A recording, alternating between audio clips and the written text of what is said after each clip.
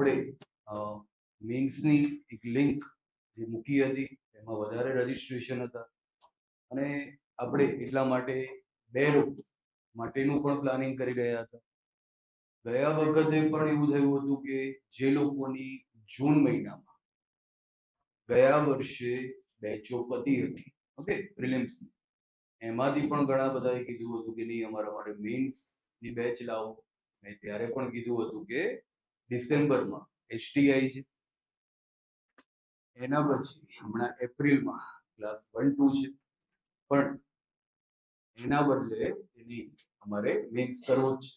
100 લોકો રજીસ્ટ્રેશન કરાવતા હોય છે અને છેક 15 દિવસ પછી 20-25 લોકો જ રહેતા હોય છે. તો આ પ્રકારનું બરાબર છે, કોઈ જ કહેવાય કે સંસ્થાનું મેનેજમેન્ટ ન બગડે, બરાબર છે. તો એ પ્રકારે અરસપરસમાં જે વ્યવહાર છે એ બધાએ સાચો. તો મેઇનલી આજે આપણે એક મેઇન્સના મુદ્દાથી શરૂઆત કરી.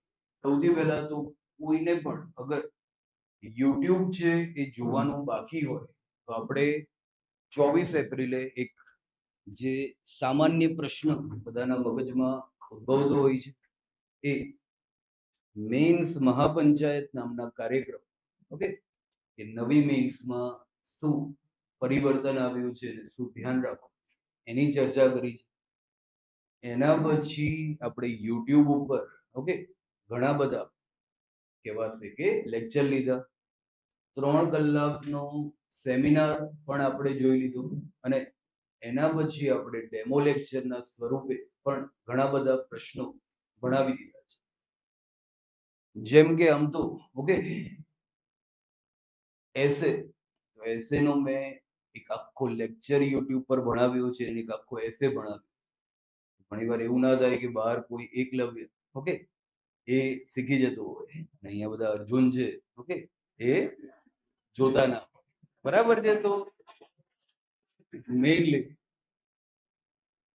એના સિવાય આપણે હું ક્વોલિટીની પણ વાત કરું, આખો આમ તો લોકો જે એસે, ઓકે, આખી બેચમાં ભણાવતા હોય એટલું એસેનું કન્ટેન્ટ, ઓકે, કે કોઈ પણ થોડો પણ રેશનલ લોજિકલ એપ્રોચ ધરાવતો વ્યક્તિ એટલું જ ખાલી વાંચે અને એનો એસે આખો રેડી થઈ ગયો, બરાબર, એવું આખું ભણાવ્યું છે એસે.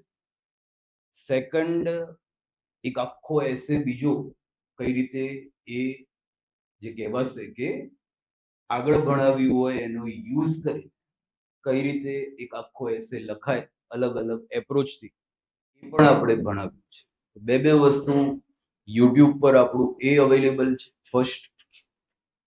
સેકન્ડ, કે આજે હું અગર ઇન્ડિયન પોલિટી સ્ટાર્ટ કરું તો ઇન્ડિયન પોલિટીમાં પણ જે પહેલો ટોપિક છે, okay, Indian constitution, salient features, basic structure and important અમેન્ડમેન્ટ્સ,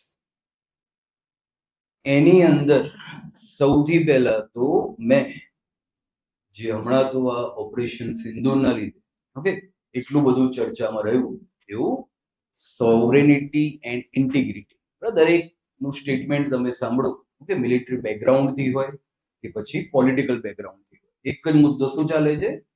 સોવરેનિટી and integrity, okay, અખંડિતતા અને સાર્વભૌમિકતા, સંપ્રભુતા. તો એનો પણ આખો મેઇન્સનો ક્વેશ્ચન ગુજરાતી અને ઇંગ્લિશમાં સેમિનારની અંદર મેં ભણાવ્યું છે, બરાબર છે. તો એ હું ફરીથી રિપીટ નહીં કરું, જેને પણ જોવાનું બાકી છે. આમુખમાં નેચર ઓફ સ્ટેટ, રાજ્યની પ્રકૃતિ, રાષ્ટ્ર રાજ્યની પ્રકૃતિ દર્શાવતો પ્રથમ શબ્દ સોવરેનિટી. તો સોવરેનિટીને લગતો મેઇન્સનો પ્રશ્ન મેં ભણાવ્યો છે એકદમ પરફેક્ટ. એ તમે યુટ્યુબમાં લગભગ 1 કલાક ને 30 મિનિટની આજુબાજુ, ઓકે, જશો તો તમને એ આખો પ્રશ્ન, બરાબર છે, એને ઇન્ટ્રોડક્શન કેવી રીતે મુકાય અથવા બીજું હેડિંગ કોન્સ્ટિટ્યુશનલ પ્રોવિઝન આપીને કેવી રીતે કરાવાય, હિસ્ટોરિકલ બેકગ્રાઉન્ડ આપીને કેવી રીતે કરાવાય, વચ્ચેના પોઈન્ટ અને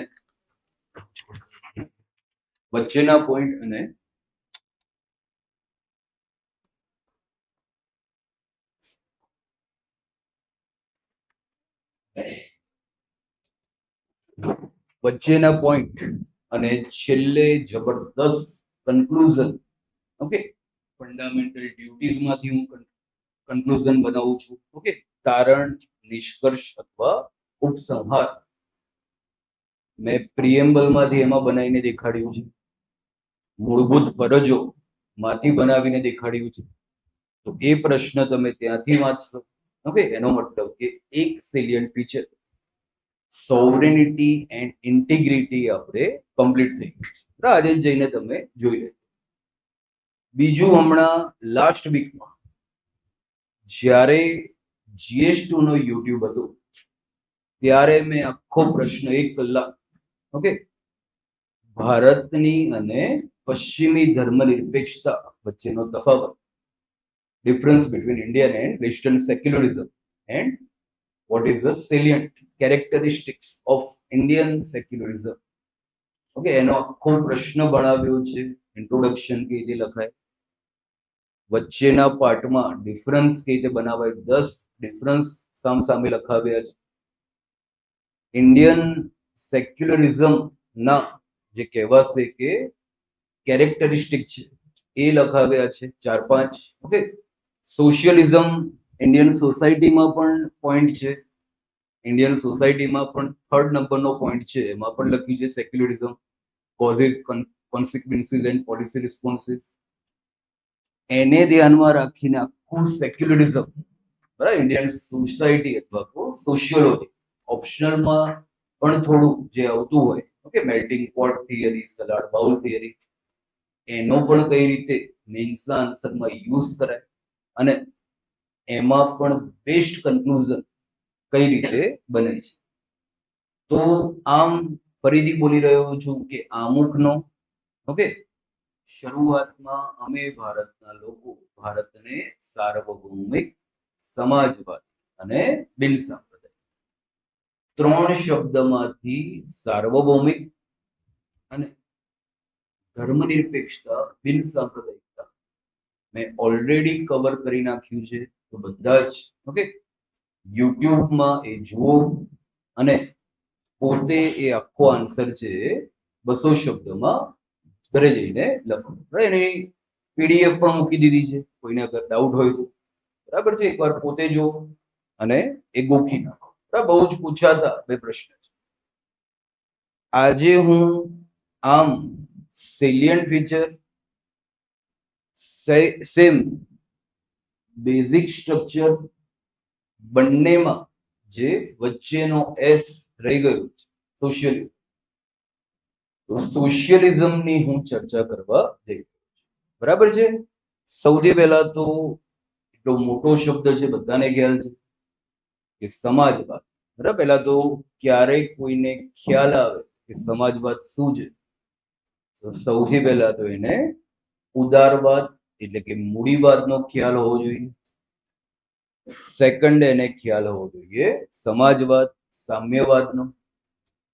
પછી એને ખ્યાલ હોવો જોઈએ મિશ્ર અર્થતંત્રનો. અને પછી મિશ્ર અર્થતંત્ર જે ચાઇનાએ અપનાવ્યું છે એનો ખ્યાલ હોય, ત્યારે જઈને પહેલા તો આ પ્રશ્નનો જવાબ બને. ઓકે, તો આમ એવું પણ ગણી નાખો કે આજે હું જે લેક્ચરમાં સ્ટાર્ટ કરી રહ્યો છું એ ઇન્ડિયન પોલિટીનો પણ પહેલો પોઈન્ટ છે. સેકન્ડ કે ઇન્ડિયન સોસાયટી ની અંદર 4th પોઈન્ટ છે ગ્લોબલાઇઝેશન, એની અંદર લખ્યું છે કન્ઝ્યુમરિઝમ, ઉપભોક્તાવાદ. ઓકે, એને લગતો પણ પોઈન્ટ છે. અને ત્રીજું, ઇકોનોમીની અંદર પણ જે પહેલો પોઈન્ટ છે, okay, effects of liberalisation of the economy post 1991 changes. આમ 2-3 જગ્યાએ લખેલો પોઈન્ટ, એસેમાં પૂછાતો પોઈન્ટ, ઓકે, આખો એસે માં પૂછાય એવો પોઈન્ટ.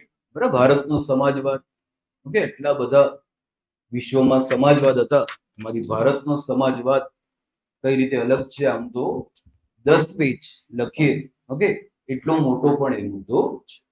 એથિક્સમાં પણ એને કઈ રીતે યુઝ થાય એની પણ હું ચર્ચા કરીશ. બધું સમાજવાદ જ છે. સ્ટેટ અથવા government hospital is equal to socialism. Private hospital okay is equal to liberalism. બરાબર છે. તો બંનેની અંદર જાઓ એટલે તરત ખ્યાલ આવી જાય કે ઉદારવાદ શું છે અને સમાજવાદ શું છે. તે પણ આખા એથિક્સના પોઈન્ટ ઓફ વ્યૂથી પણ એની ચર્ચા થતી હોય છે. તો એક પ્રશ્નની હું શરૂઆત કરી રહ્યો છું. પેલો પ્રશ્ન હતો કે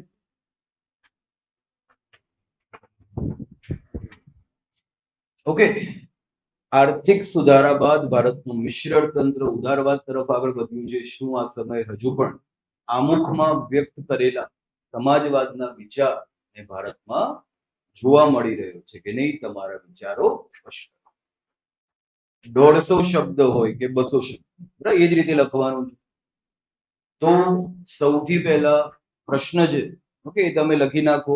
હું પહેલા તો એકદમ અલગ પ્રકારની ચર્ચા બરાબર છે કે આ બધા શબ્દોને સમજવા માટે કરીશ, પછી આપણે આનો જવાબ બનાવીશું. કોઈને કઈ ભણવા રિલેટેડ પહેલા તો ડાઉટ હોય તો એ પણ જણાવી દે. આપણે આના પછીના જે લેક્ચર છે એમાં એની ચર્ચા કરી નાખીશું.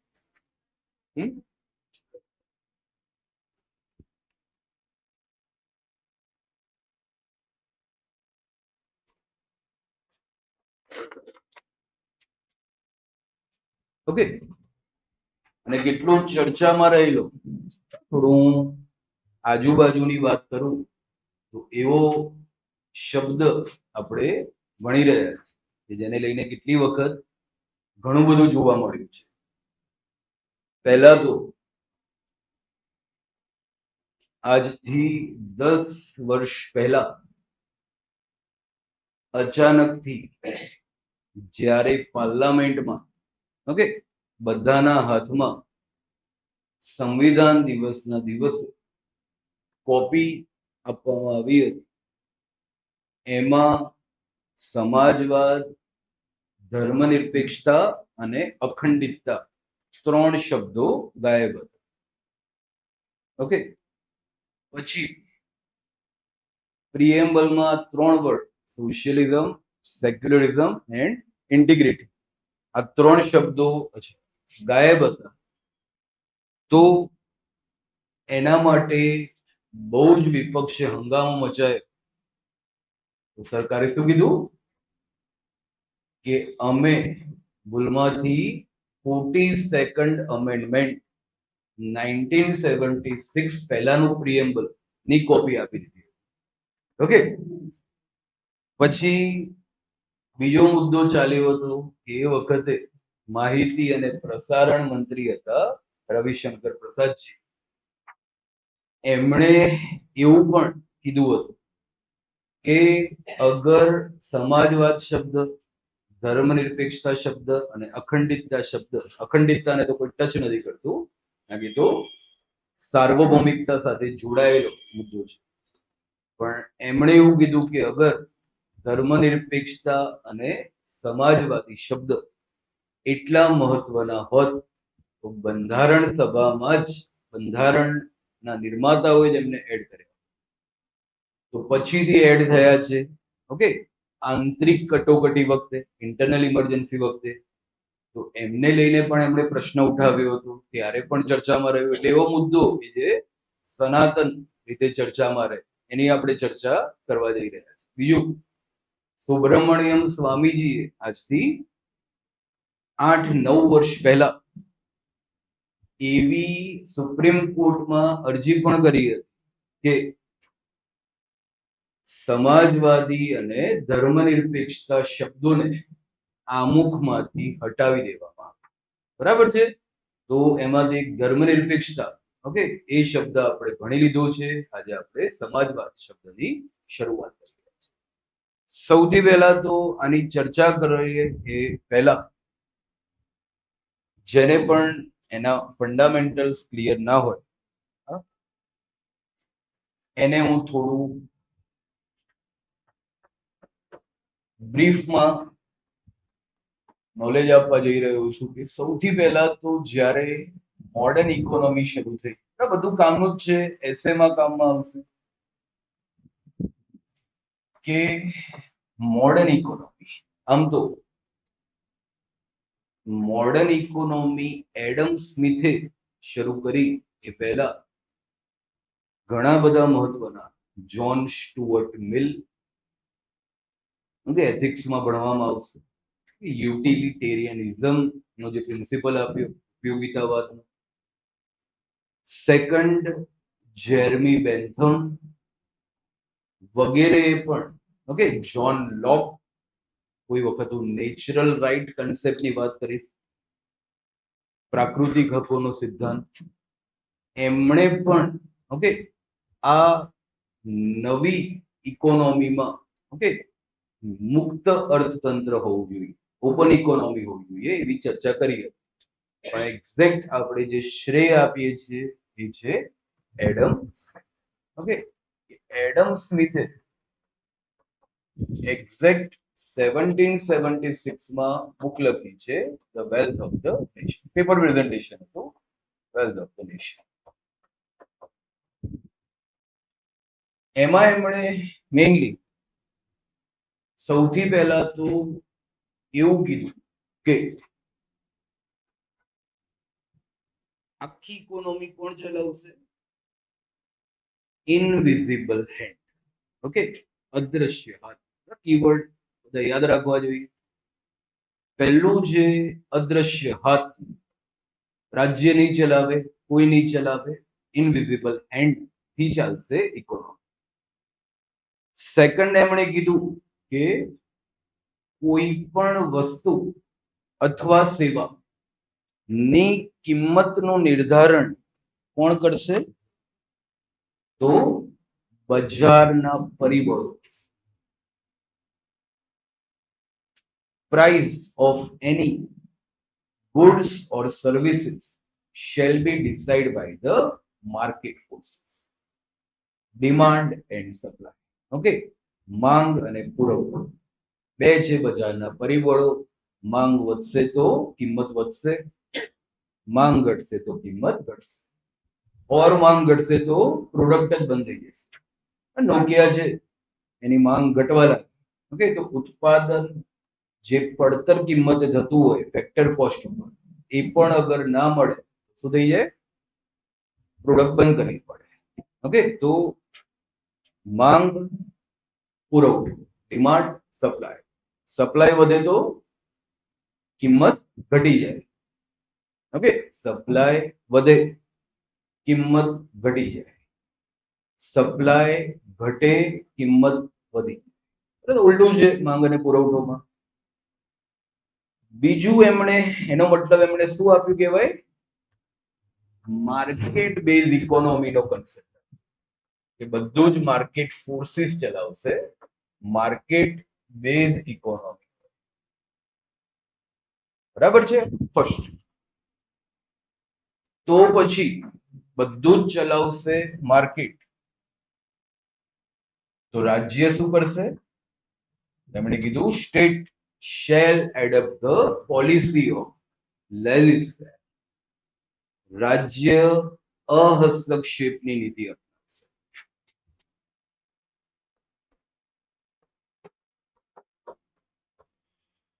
Non interference policy અપનાવશે.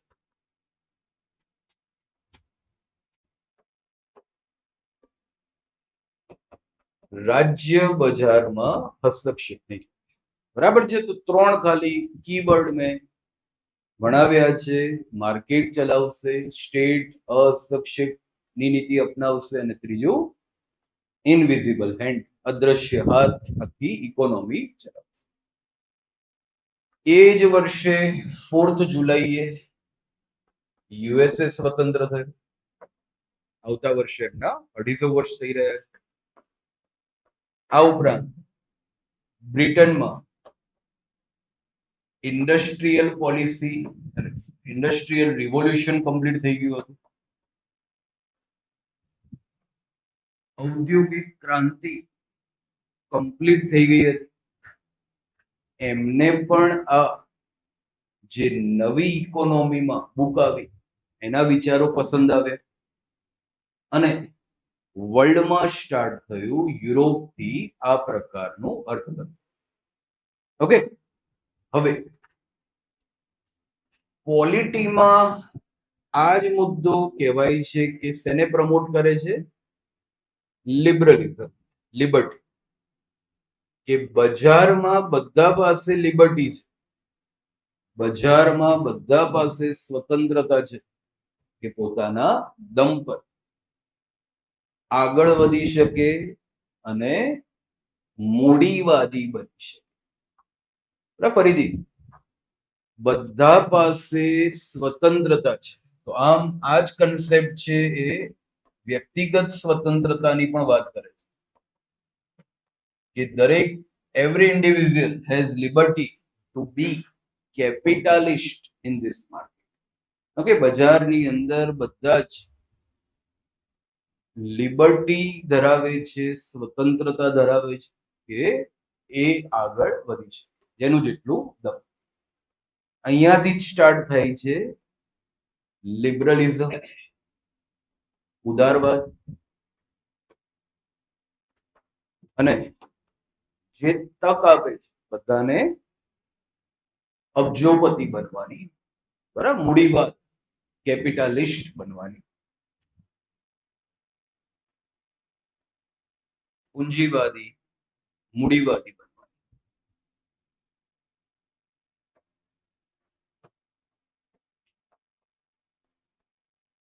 ઓકે, આટલા શબ્દો એકબીજા સાથે જોડાયેલા છે, બરાબર છે. Market base economy, it means free economy, it means liberalism, it means capital. Okay, હવે આવી ઇકોનોમી સ્ટાર્ટ થઈ છે અને મેઇનલી ઓકે ડેવિડ રિકોર્ડો ના પણ એ વખતના જે પ્રેઝન્ટેશન છે એને પણ આ જ વસ્તુને ફેવર કરતા હતા અને યુરોપના દેશોએ આ ઇકોનોમી શરૂ કરી. આજે આપણે એના ફાયદા અને ગેરફાયદા શું જોઈ રહ્યા છે એ યાદ રાખીએ. બરાબર, બધું સોસાયટીના અંદર પણ કામમાં આવશે કે આ બધું જ યુરોપ અને યુએસએ અપનાવ્યું આ ઇકોનોમી, એના કયા ફાયદા છે અને કયા ગેરફાયદા. હું સ્ટાર્ટ કરી રહ્યો છું. બેનિફિટ્સ ઓર પ્રોસ, મેરિટ્સ, લાભ, ફાયદા of liberalism and drawbacks or cons or demerits, ગેરલાભ, ગેરફાયદા. ઠીક છે, તમારામાંથી જ આ તો એકદમ કહેવાય કે પોલિટી ઇકોનોમીનો કોમન પોઈન્ટ આપણે ભણી રહ્યા છીએ. તમારામાંથી જ કોઈ જણાવે તો આપણે સાથે મળીને આન્સર બનાવીએ. કયા ફાયદા થયા છે ઉદારવાદથી? શું આવશે? ઉદારવાદે પહેલા તો व्यक्तिगत स्वतंत्रता, ओके, आदमी तू महान है, व्यक्तिगत स्वतंत्रता થી મોટું કોઈ મૂલ્ય નથી. ગાંધીજીએ કીધું હતું public liberty is like a water. Okay, હું એના વગર નહીં રહી શકું. બરાબર, ભલે મને સિડિશન, રાજદ્રોહની અંદર જેલમાં નાખી દેવામાં આવે, બરાબર છે, તો એવી પબ્લિક લિબર્ટી ને એ પ્રોત્સાહિત કરે છે. એના આખો આર્ટિકલ 21 ગણીએ બંધારણનો આર્ટિકલ, તો ખાલી સમજવા માટે 19 ગણીએ, બધું જ છે વ્યક્તિગત સ્વતંત્રતાનો મુદ્દો કે વ્યક્તિને સ્વતંત્ર રહેવું છે. ઓકે, બહુ જ વિશ્વનું મહત્વનું મુદ્દો. બીજો એનો બહુ જ મોટો ફાયદો શું છે કે એમણે કોમ્પિટિટિવનેસ, પ્રતિસ્પર્ધાત્મકતા વધારી. બધું જ પ્રતિસ્પર્ધાથી જોડાયેલું છે કે દરેક સ્વતંત્ર વ્યક્તિ પ્રતિસ્પર્ધામાં ભાગ લેશે અને પ્રતિસ્પર્ધામાં જે ટેલેન્ટેડ હશે, ઓકે, એ જ આગળ વધી શકશે. અને હું તો બહુ જ વ્યવસ્થિત એક્ઝામ્પલ આપતો હોઉં છું કે competition is quite cruel thing. પ્રતિસ્પર્ધા તો એકદમ ક્રૂર બાબત છે. શબ્દ શું યુઝ થાય છે? કટ થ્રોટ કોમ્પિટિશન છે. ઓકે, ગળા કાપ પ્રતિસ્પર્ધા. અને સ્પર્ધા જ છે જેના મુદ્દા ઉપર ઓકે આજે મનુષ્ય સ્વતંત્ર રીતે ફરી રહ્યો છે અને બધા જ પશુઓને એમણે ઝૂ અથવા અલગ અલગ જગ્યાએ ઓકે નેશનલ પાર્ક બનાવીને કેદ કરી નાખ્યા. ઓકે, આખું ઉત્ક્રાંતિવાદ, આખું થિયરી ઓફ ઇવોલ્યુશન ચાર્લ્સ ડાર્વિને આપ્યો. શેના ઉપર આપ્યું છે? પ્રતિસ્પર્ધાના મુદ્દા ઉપર. તો ખૂબ મહત્વની વાત છે. ઓકે, હા, ટેકનોલોજીકલ એડવાન્સમેન્ટ જય ડબગાર કહે છે. રિસ્ક ટેકિંગ કેપેસિટી વધશે. પોઈન્ટ્સ બનાવીએ બરાબર છે કે એક શબ્દ દેખાય એટલે આવું જોઈએ કે પ્રતિસ્પર્ધામાં એમણે એકદમ પરફેક્ટ કીધું છે કે રિસર્ચ એન્ડ ડેવલપમેન્ટ આગળ વધશે, સાયન્સ એન્ડ ટેકનોલોજી આગળ વધશે, ઓકે, અનુસંધાન અને વિકાસ આગળ વધશે, આગળ વિજ્ઞાન અને પ્રૌદ્યોગિકી આગળ વધશે, ઇનોવેશન જુગાડ આગળ વધશે,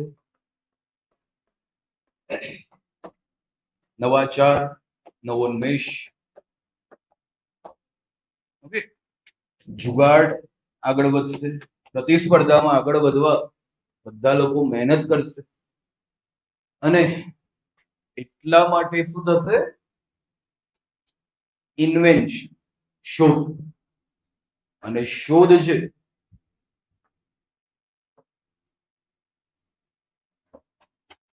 ઇન્વેન્શન એટલે કે શોધ છે એ શું કરે છે?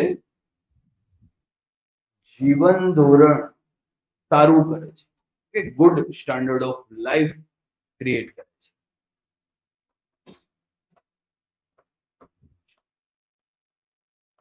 ઈઝી કરે છે વે ઓફ લાઈફ. આજે ટચ સ્ક્રીન મોબાઈલ આવ્યા તો કોઈ એવું નથી વિચારતું કે બટન દબાવવાની મજા આવતી.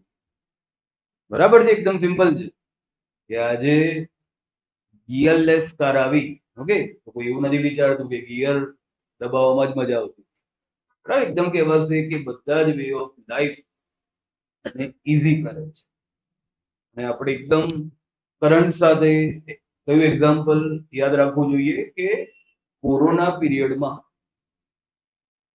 બધું જ રિસર્ચ ડેવલપમેન્ટ બધું જ પોતાનું કેપિટલ લગાવીને જ્યારે પૂનાવાલા સાયરસ પૂનાવાલા તહેસીન પૂનાવાલા ની સિરમ કંપની વેક્સિન બનાવી.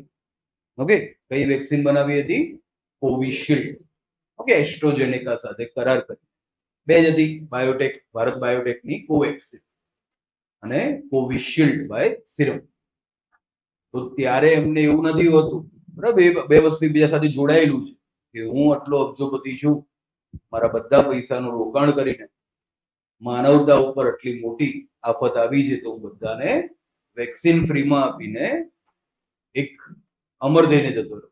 એને ખ્યાલ છે કે આજે મેં મહેનત કરી છે, મેં મૂડી લગાવી છે, મેં રિસર્ચ ડેવલપમેન્ટ કરાવ્યું છે, હું વેક્સિનની શોધ કરું છું, જીવન ધોરણ સારું થશે જ ઓકે લોકોનું જીવન બચશે જ, પણ સાથે એ જ વેક્સિન ભારત સરકારને વેચીને જે પૂનાવાલા ઓકે ફોર્બ્સના લિસ્ટમાં ક્યાંય પાછળ હતા એ કેટલા બધા આગળ આવી ગયા બિલિયનરના લિસ્ટ. બરાબર, ઇકોનોમી આખી અલગ રીતે ચાલે છે, બધાને અહીંયા ખ્યાલ હોવો.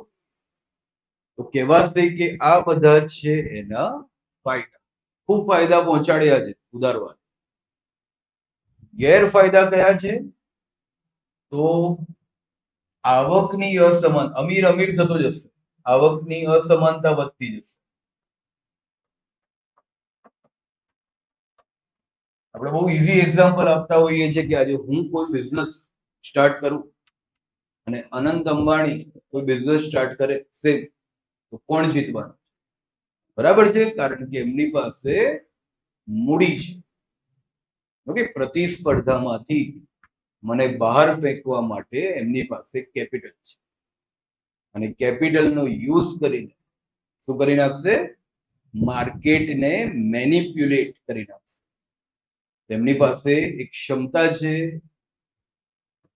Market manipulation. તો માર્કેટ મેનિપ્યુલેટ પણ થઈ શકતું હોય છે કેપિટાલિસ્ટ કોમ્યુનિટી દ્વારા, ખરાબ પણ થઈ શકતું.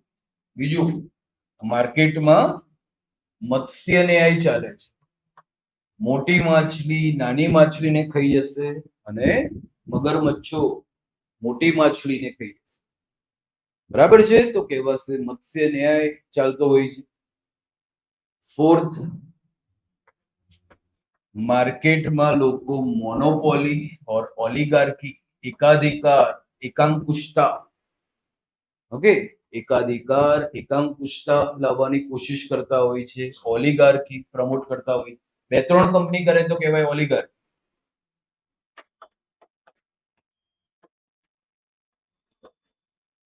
Okay, monopoly, oligarchy. Monopoly best example તો ભારતમાં કયું છે?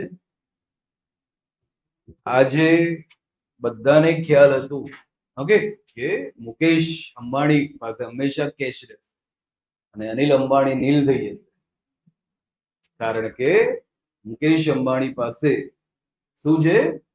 એક મોનોપોલી બિઝનેસ, જામનગરની પેટ્રોલિયમ રિફાઇનરી. એ મોનોપોલી છે, કોઈને એમાં ઘૂસવા નહીં. બધાને ખ્યાલ હોવો જોઈએ એ બધું જ ક્રૂડ ઓઇલ જે આવે છે ગલ્ફ કન્ટ્રીઝમાંથી, ઓકે, ઇમ્પોર્ટ થઈને, એ બધું જ પેટ્રોલિયમ પ્રોડક્ટ્સમાં કન્વર્ટ થઈને બધું જ થઈ જાય છે એક્સપોર્ટ. તો કહેવાશે એમની પાસે મોનોપોલી વાળો બિઝનેસ. ઓલિગાર્કીનું એક્ઝામ્પલ પણ આપણે આપીએ તો આજકાલ 3 જ ટેલિકોમ કંપની બચી છે. 3 telecom company, okay, Jio, Vodafone idea અને એરટેલ ના માલિકો ભેગા થઈને કંઈ પણ ભાવ છે એ વધારી શકે છે. બરાબર, ઓલિગાર્કી છે, મોનોપોલી છે. મર્જર એન્ડ એક્વિઝિશન, વિલય અને અધિગ્રહણ ફોર્સફુલી કરાવી શકે છે. ડ્રોબેક્સ છે.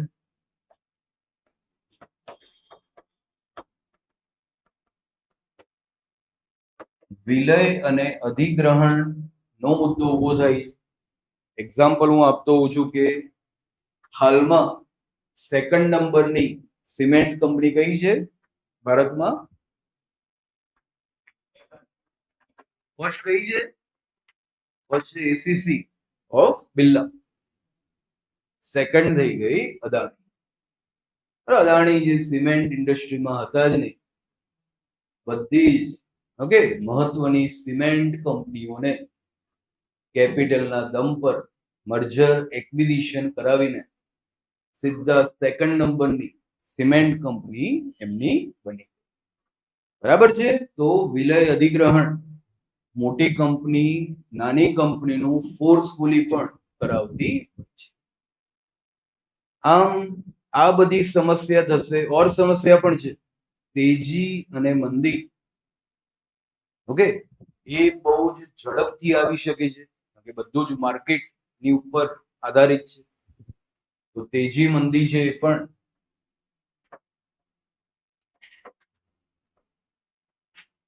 બહુ ઝડપથી આવી શકે છે.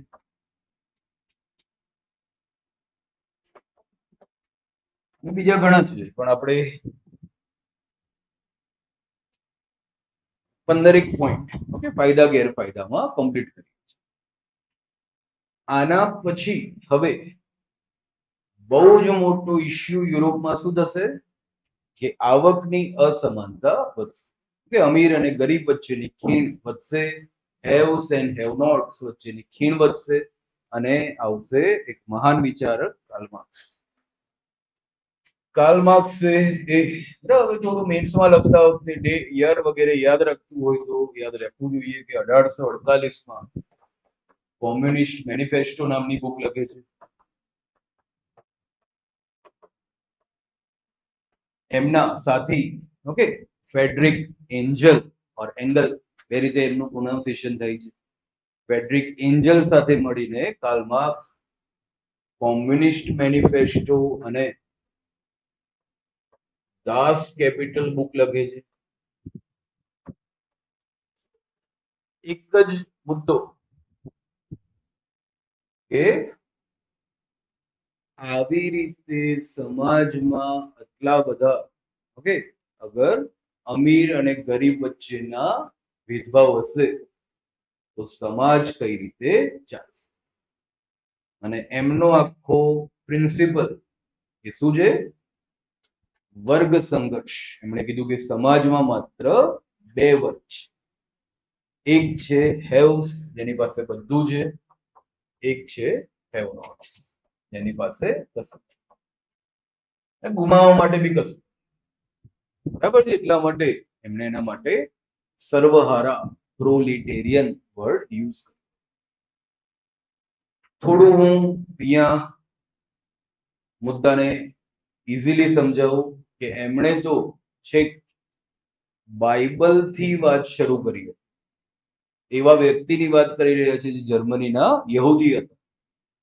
જર્મનીમાંથી ભગાવી દેવામાં આવ્યા, ફ્રાન્સમાં ગયા. ઓકે, ત્યાંથી દેશ નિકાલ મળ્યો, બ્રિટનમાં ગયા અને ત્યાંની લાઇબ્રેરીમાં બેસીને ઓકે કોઈ દેશ એમને એક્સેપ્ટ કરવા તૈયાર ન હતું અને ત્યાંની લાઇબ્રેરીમાં બેસીને બુક લખે છે. એમના જે એડિટોરિયલ્સ છે વોશિંગ્ટન પોસ્ટ અને ન્યુયોર્ક ટાઈમ્સમાં પણ છપાતા. કાર્લ માર્ક્સ નવો જ વિચાર આપે છે. સોશિયલિઝમ, સમાજવાદ, ક્લાસિકલ આમ સોશિયલિઝમ કહેવાશે, સમાજવાદ, જેમાં શું હોય? ઇકોનોમી કોણ ચલાવતું હોય? સ્ટેટ. State base economy.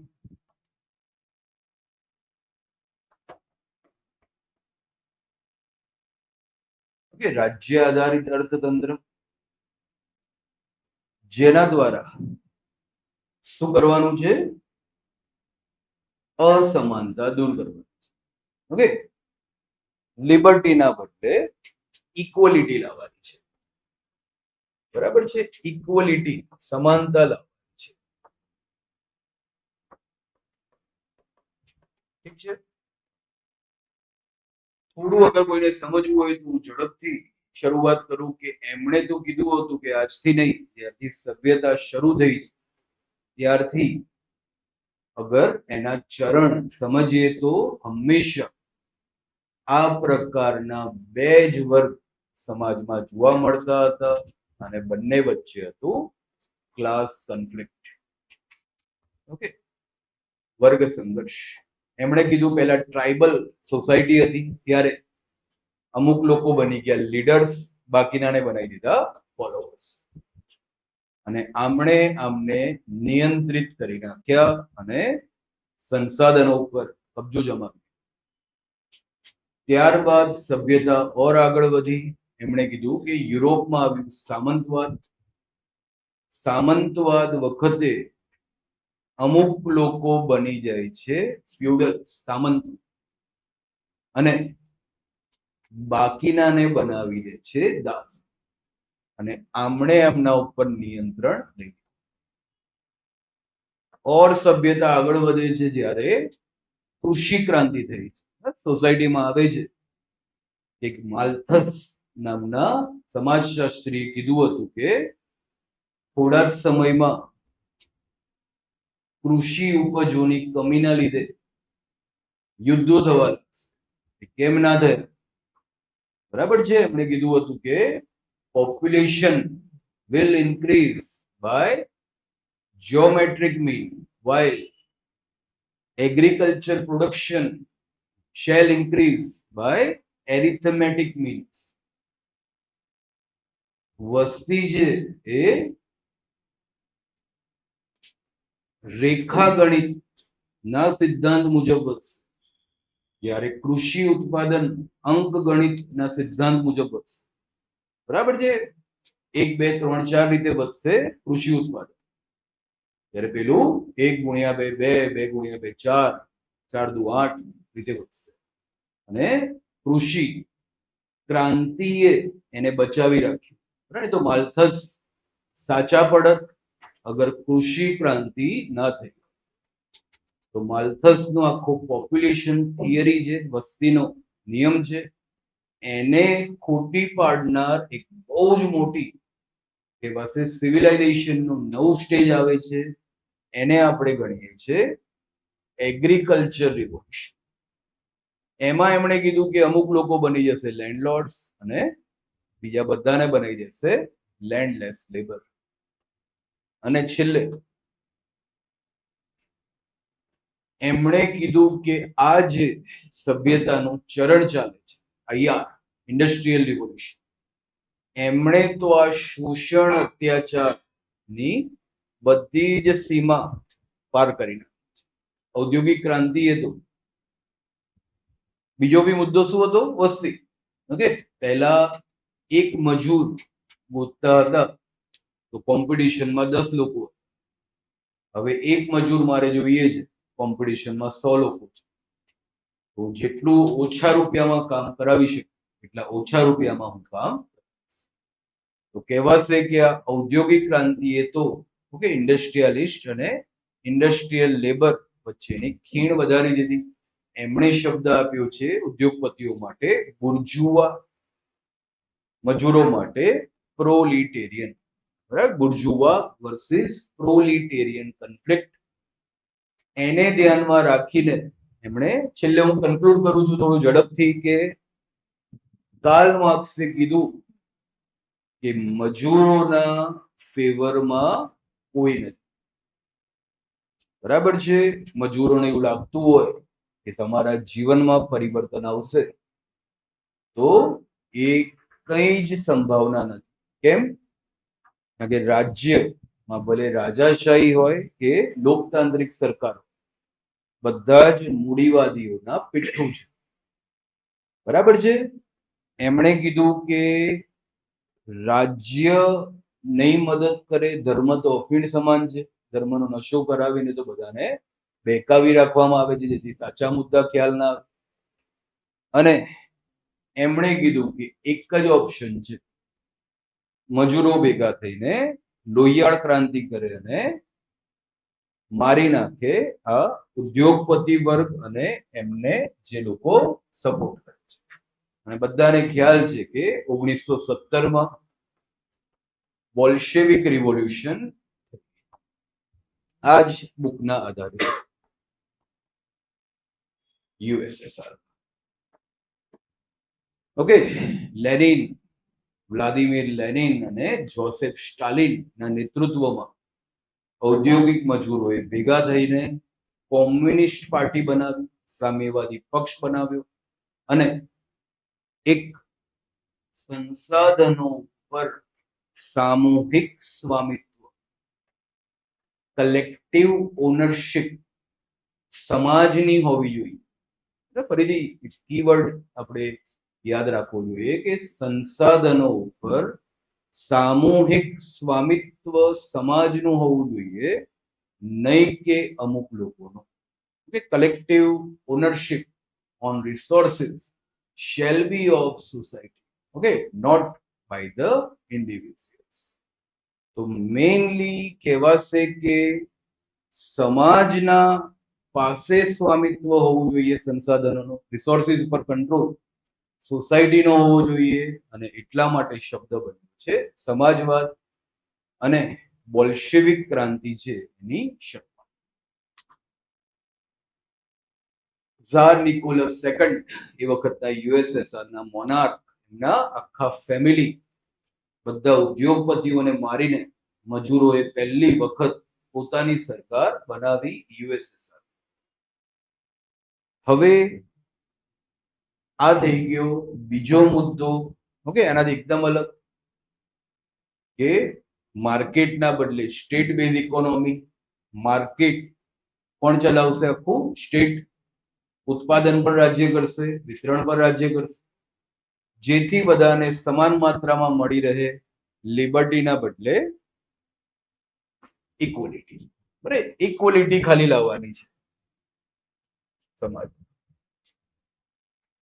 હવે આગળ આમ તો જો એ હવે કેવું છે કે પોતાની રીતે આગળના લાભ ગેરલાભ છે એને તમે ઉલટા કરી નાખો, તો સમાજવાદના લાભ ગેરલાભ પણ એમને તમારા તૈયાર થઈ કે રાજ્ય અર્થતંત્ર ચલાવતું હોય તો શું ફાયદો થાય? ત્રીજી મંદી એટલી બધી ના અનુભવાય, રાજ્યના હાથમાં જ બધું અર્થતંત્ર છે.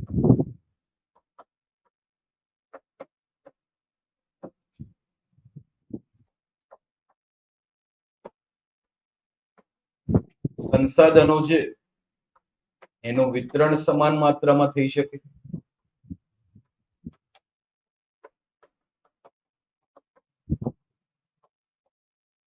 બધાને બેઝિક નીડ મળવા લાગે, ઓકે, મૂળભૂત સુવિધા મળવા લાગે, ઓકે, રોટી કપડા અને મકાન મળવા લાગે બધાને, રાજ્ય જ અર્થતંત્ર ચલાવી રહ્યું છે, બધાને સમાન માત્રામાં આપી રહ્યું છે. ઓકે, તો કહેવાશે કે આખું આગળથી અલગ સમાનતા માટે નું આખું આ સ્ટ્રક્ચર છે. સમસ્યા શું થાય? ઉત્પાદકતા ઘટવા લાગી. ઓકે, ગેરફાયદા, ઉત્પાદકતા ઘટવા લાગી. બધા જ એ એક્ઝામ્પલ પણ સમજે છે કેમ ઉત્પાદકતા ઘટે, કારણ કે કોઈ પ્રાઇવેટ ઓનરશિપ જ નથી. બરાબર ને? આમ તો વર્લ્ડ ફેમસ એક્ઝામ્પલ તો છે યુએસએસઆર નું મેંગો ફાર્મ એક્ઝામ્પલ. ઓકે, આજે સીઝન પણ ચાલે છે તો આપણે મેંગો ફાર્મ એક્ઝામ્પલ ની ચર્ચા કરીએ કે યુએસએસઆર માં એક રાજ્ય જ ઉત્પાદન કરે છે, કોઈ જ પ્રાઇવેટ સેક્ટર છે જ નહીં. ઉત્પાદન પ્રોડક્શન પણ રાજ્ય, ડિસ્ટ્રીબ્યુશન પણ રાજ્ય, વિતરણ પણ રાજ્ય. શું થશે? ત્યાં આગળ બધા ગવર્મેન્ટ, મેં કીધું ગવર્મેન્ટ હોસ્પિટલ સમજી લેવા, કોઈનો ત્યાં આગળ કામ કરવાનો મૂડ ના હોય, બરાબર છે? ઇટ મીન્સ કે ત્યાં આગળ કોઈ, બધાને ખબર છે, જો એ પણ બધી આમ કોટ તરીકે એસેમાં લખવા માટે પણ યાદ રાખવાનું કે એક ખરાબ કેરી ટોપલાના, ઓકે, બધી જ સારી કેરીને બગાડી શકે છે. એકદમ પરફેક્ટ એક્ઝામ્પલ છે કે ખરાબ કેરી બધીને બગાડે છે, પણ એક સારી કેરી અથવા 10 સારી કેરી પણ ટોપલામાં રહેલી એક ખરાબ કેરીને સારી નથી કરી શકતી. બધાને ખબર છે કે જે ખરાબ બાબતો છે એ કેટલી ઝડપથી પ્રસરે છે. દલિત સમુદાયની સંકલ્પના માત્ર હિન્દુ ધર્મમાં, બરાબર છે, પણ ભારતમાં જે બી ધર્મ પછીથી બન્યા, શીખ ધર્મ હોય, ઓકે, ખ્રિસ્તી ધર્મ હોય, એ બધામાં પણ હવે જોવા મળે છે. એ દેખાડે છે કે ખરાબ બાબતો, ઓકે, એ કેટલી ઝડપથી પ્રસરતી હોય છે. હવે કહેવાશે કે એક મજૂર ત્યાં ઉભો છે, સુપરવાઇઝર ઉભો છે, અને ખ્યાલ છે કે એક ખરાબ કેરી હું નાખીશ ટોપલામાં તો બધી ખરાબ થશે, તો પણ એ નાખે છે, કારણ કે એને ખ્યાલ છે કે લોસ મારો નથી થતો, કોનો થાય છે? સ્ટેટ. બરાબર છે? તો કહેવાશે ઉત્પાદકતા ઘટશે, એના કારણે નુકસાન સ્ટેટનું વધશે અને અર્થતંત્ર ખરાબ થશે. ને સ્પર્ધા વગર, ઓકે, સ્વતંત્રતા વગર કોઈ નથી રહી શકતું, સ્પર્ધા વગર કોઈ નથી રહી શકતું. એટલે તો બહુ મહત્વના ગુણ છે, તો આખી સભ્યતા જ સમાપ્ત થઈ ગઈ. તો ત્યાં આ રીતે બધાને સમાન થવું નથી હોતું, બરાબર છે? એ પણ એક મુદ્દો છે અને એનું પણ એકદમ પરફેક્ટ એક્ઝામ્પલ આપણે કહેતા હોઈએ છીએ. અહીંયા પોઈન્ટ્સ લખવા માટે ઈઝી પડે એટલા માટે સમજાવ્યું થશે. સમાજમાં મનોબળ, મોટિવેશન અને ઉત્પ્રેરણા, મોરાલ, મનોબળ, મોટિવેશન, ઉત્પ્રેરણા એકદમ તળિયે જતી રહેશે. ઓકે, તો કહેવાશે કે સામાજિક સ્તરે લોકોનું મનોબળ અને ઉત્પ્રેરણા ખૂબ ખરાબ રીતે સમાપ્ત થશે. જેમ કે અગર બે અહીંયા જ બેઠેલા આપણા વિદ્યાર્થીઓમાંથી વાત કરીએ કે બે એવા વિદ્યાર્થી છે જે સમાન પૃષ્ઠભૂમિમાંથી આવે છે, બરાબર છે, એમને એવું નથી કે કોઈ ઇકોનોમિકલ બેકગ્રાઉન્ડ નો મુદ્દો છે, પણ hard work is also hard thing. મહેનત કરવી બી ખૂબ અઘરી બાબત છે. કહેવાશે કે બરાબર બહુ જ અઘરું છે, બધાને બનવું જ અધિકાર, મહેનત થતી નથી. એકદમ સિમ્પલ છે. જેમ કે એટલા અધિકારીઓ અમે લોકો એટલા વર્ષોથી ફિલ્ડમાં છે, કોઈને ભણવાનું નથી ગમતું, કોઈને વાંચવાનું નથી ગમતું, બધાને ખબર છે કે જિંદગી એના પર ટકેલી છે, જખ મારીને વાંચતા હોય, બરાબર છે. એટલે એવું ના થાય. તો આપણે કીધું છે કે બચપન ખેલ મેં ખોયા, જવાની નીંદ પર સોયા, બુઢાપા દેખ કે રોયા. બધું અહીંયા જ ભોગવીને જવાનું છે. તો મેઇનલી કહેવાશે કે બે સમાન વ્યક્તિ છે, એકને અંદર એકદમ આગ છે, ગમે તેમ કરીને હું પાસ કરી દેખાડીશ એટલી મહેનત કરીશ. એક છે એ અલગ પ્રકારની વિચારસરણી ધરાવે છે. ઓકે, બાવો બેઠો જપે, જે આવે ખપે. જીવનમાં શું જરૂરી છે? ઓકે, માંગીને ખાવું, મંદિરે મસ્જિદે સુઈ જવું. ઓકે, ક્યાં લેકે આયે થે, ક્યાં લેકે જાયેંગે. બરાબર, તો એને કહેવાશે કે આવી અલગ જ વિચારધારા વાળો વ્યક્તિ.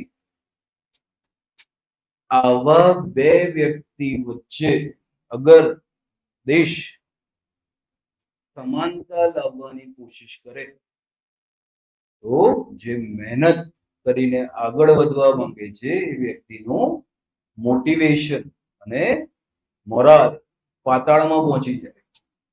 ઓકે, અને જે એને મહેનત ગમતી નથી એ વ્યક્તિનું મોટિવેશન અને મોરાલ આસમાનમાં પહોંચી જાય, મજા આવે છે દેશમાં. બરાબર, એકદમ સિમ્પલ છે કે બધા સમાન, સબ સમાન. તો કહેવાશે કે એ રીતે આખી ઇકોનોમી તૂટી જાય. એનું નુકસાન છે કે સમાજમાં મોટિવેશન, મોરાલ ડાઉન.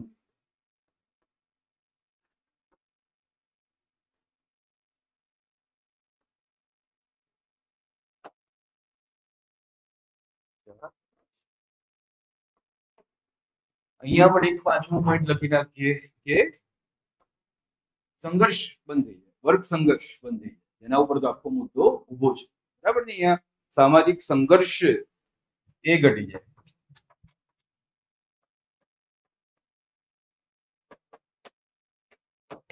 તો કહેવાશે કે બે અલગ અલગ આખી વિચારધારા, અને હવે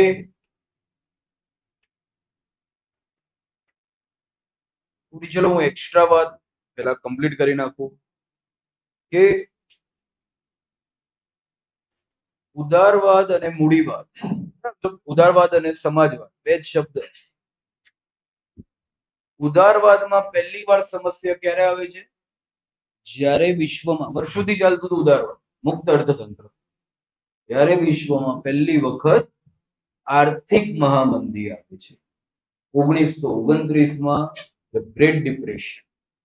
ઓકે, ધ ગ્રેટ ડિપ્રેશન વખતે સૌથી મોટી સમસ્યા શું થાય છે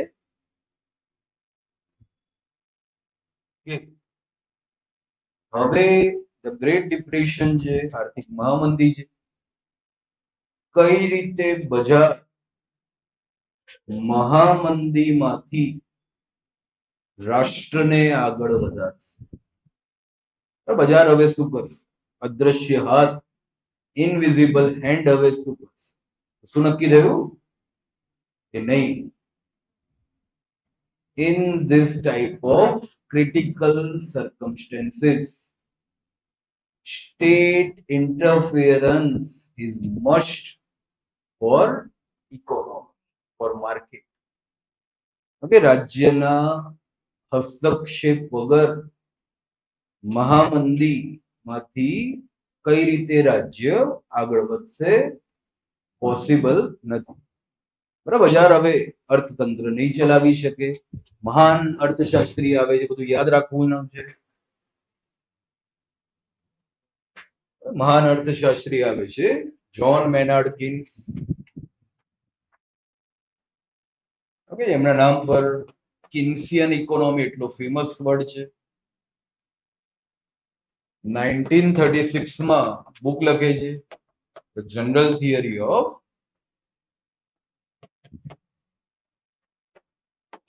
EMI, employment, money and interest.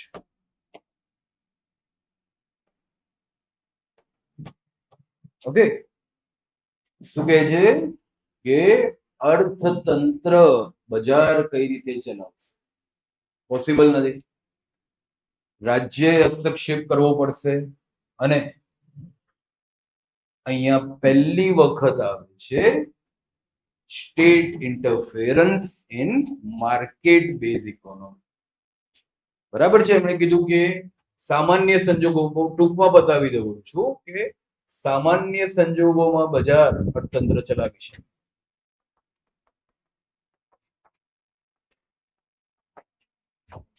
પણ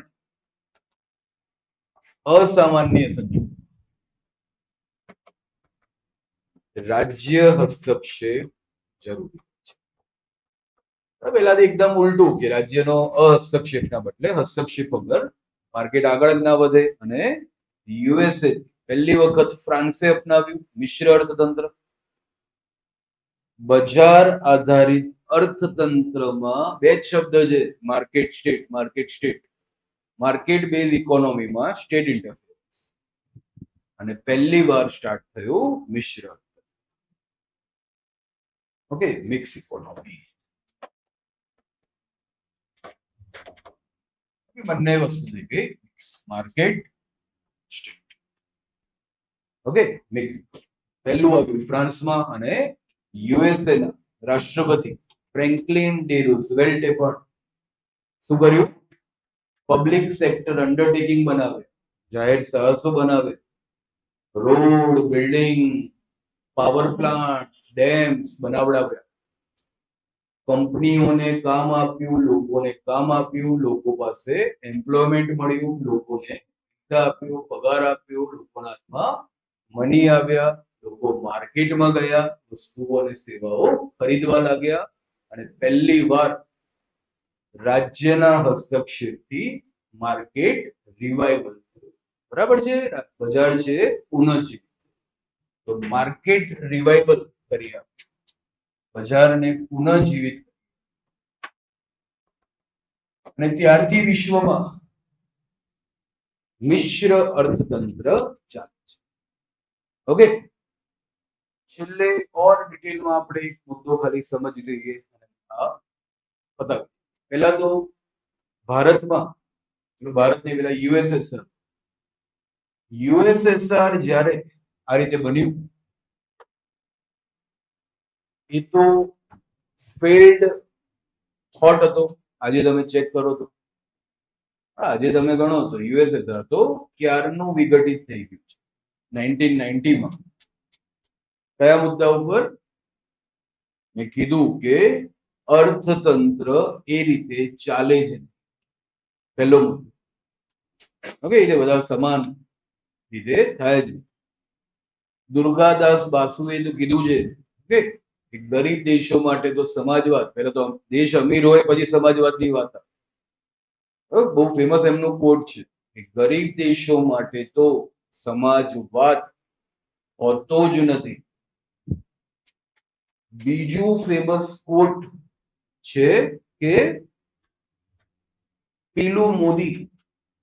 ઓકે, પીલું મોદી આપણા ગુજરાતના એમપી પણ રહેલા છે. પીલું મોદીએ કીધું કે એવું પહેલા સારું લાગે છે, વ્યક્તિ યંગ એજમાં હોય ત્યારે આ બધું સારું લાગે છે, આ બધા સમાન હોવા જોઈએ. ઓકે, બધું જ આવું હોવું જોઈએ. યંગ એજમાં તો હું કહેતો હોઉં છું કે બધાને થાય છે કે ક્રાંતિ કરી નાખે. પણ પછી જ્યારે આંખ ખુલે છે ત્યારે ખ્યાલ આવે છે કે સ્વયંના જીવનમાં જ ઉત્ક્રાંતિ કે સંક્રાંતિ થતી નથી, બીજાના જીવનમાં તો ક્યાંથી ક્રાંતિ કરી. તો કહેવાશે કે પીલુ મોદીએ એટલા માટે આ બે શબ્દોને ધ્યાનમાં રાખીને બહુ જ વર્લ્ડ ફેમસ કોટ કીધું કે in your younger age, if you are not socialist, then you are heartless person. Okay, તમારી યુવા અવસ્થામાં, યુવાન હોય ત્યારે આવું બધું હોય છે કે સમાનતા હોવી જોઈએ.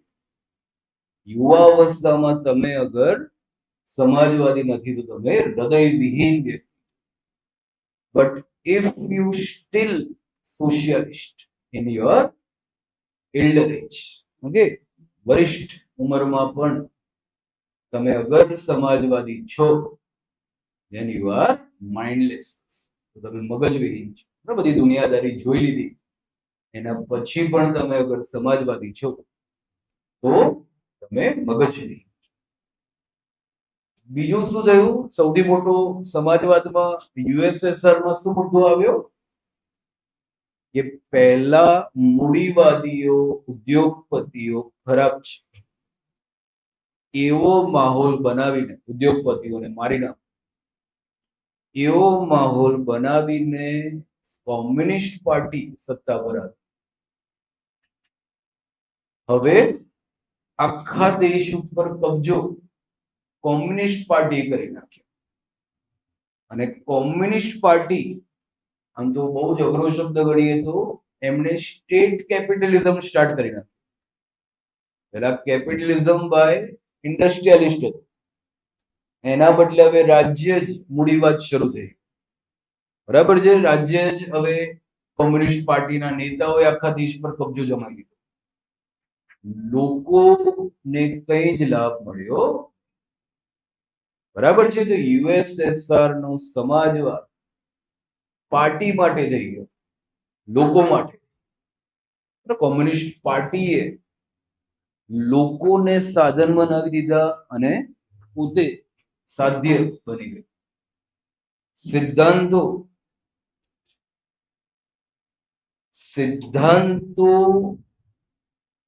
એટલા મહત્વના થઈ ગયા કે જેના માટે સિદ્ધાંત બન્યા હતા એ જ બધા સાઈડમાં જતા. લોકો માટે સિદ્ધાંત બન્યા, સિદ્ધાંતોને લાગુ કરવામાં સમસ્યા આવી.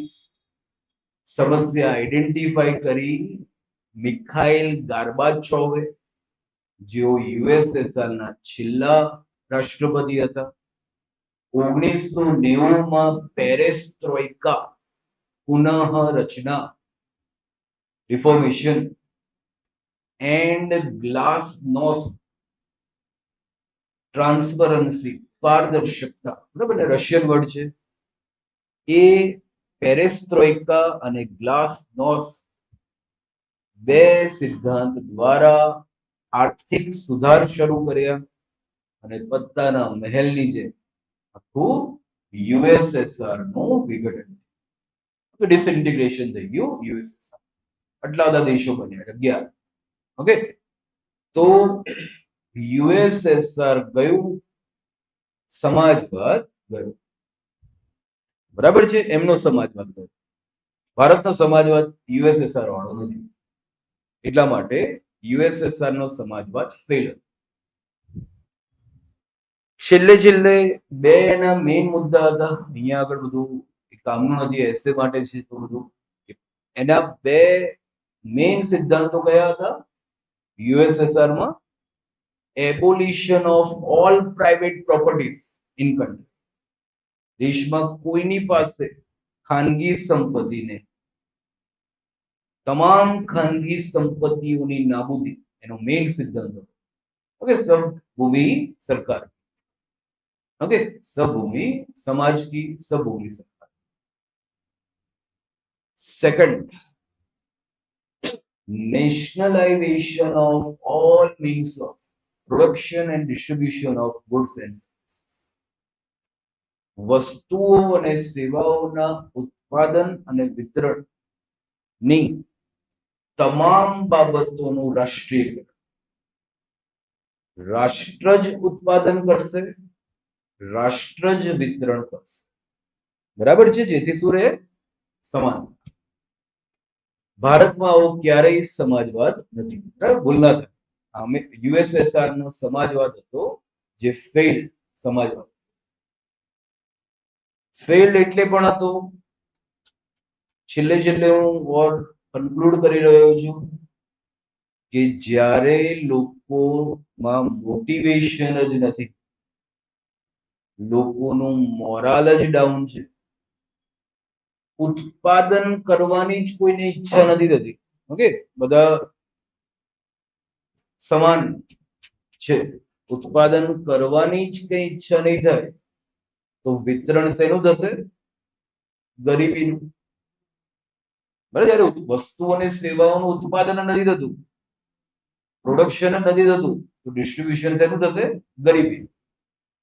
રાઈટ, એટલા માટે દુર્ગાદાસ બાસુએ કીધું હતું કે પહેલા તો ભૂલ ના થાય કે ગરીબ દેશનો કોઈ સમાજવાદ નથી.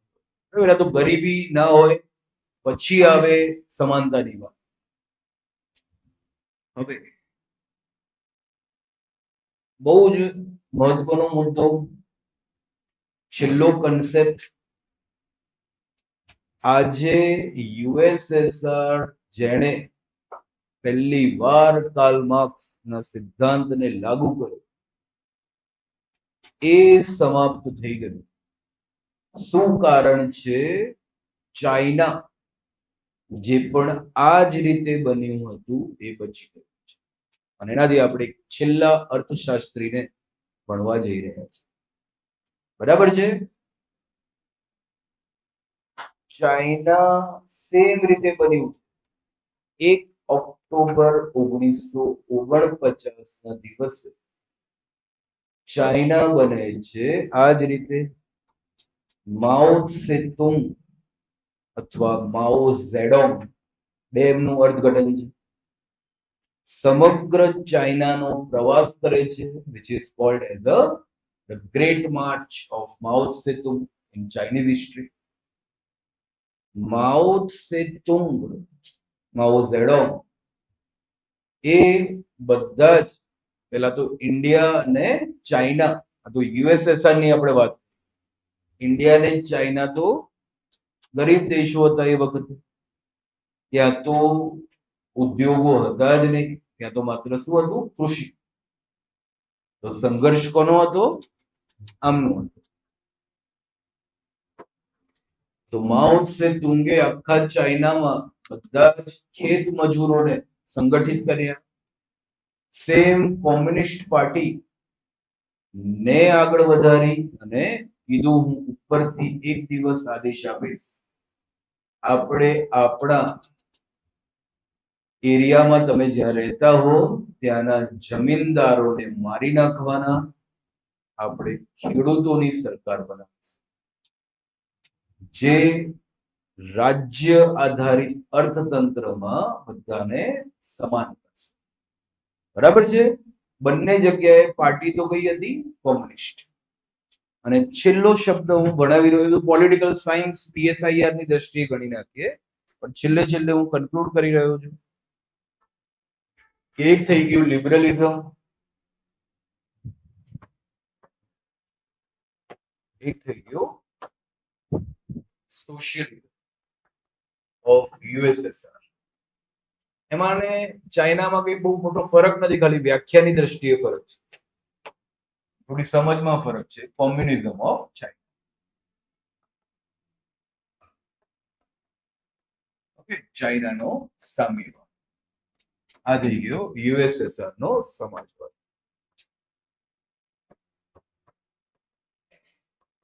એક શબ્દ ખાલી અલગ શું યાદ રાખવાનો છે, જે ઇન્ટરવ્યુમાં પૂછાય ત્યાં સુધી, કે ઉદારવાદનો મતલબ શું છે? કેપિટલિઝમ અથવા મૂડીવાદનો, ઉદારવાદનો વસ્તુઓ અને સેવાઓનું ઉત્પાદન અને વિતરણ કોણ નક્કી કરશે? માર્કેટ નક્કી કરશે.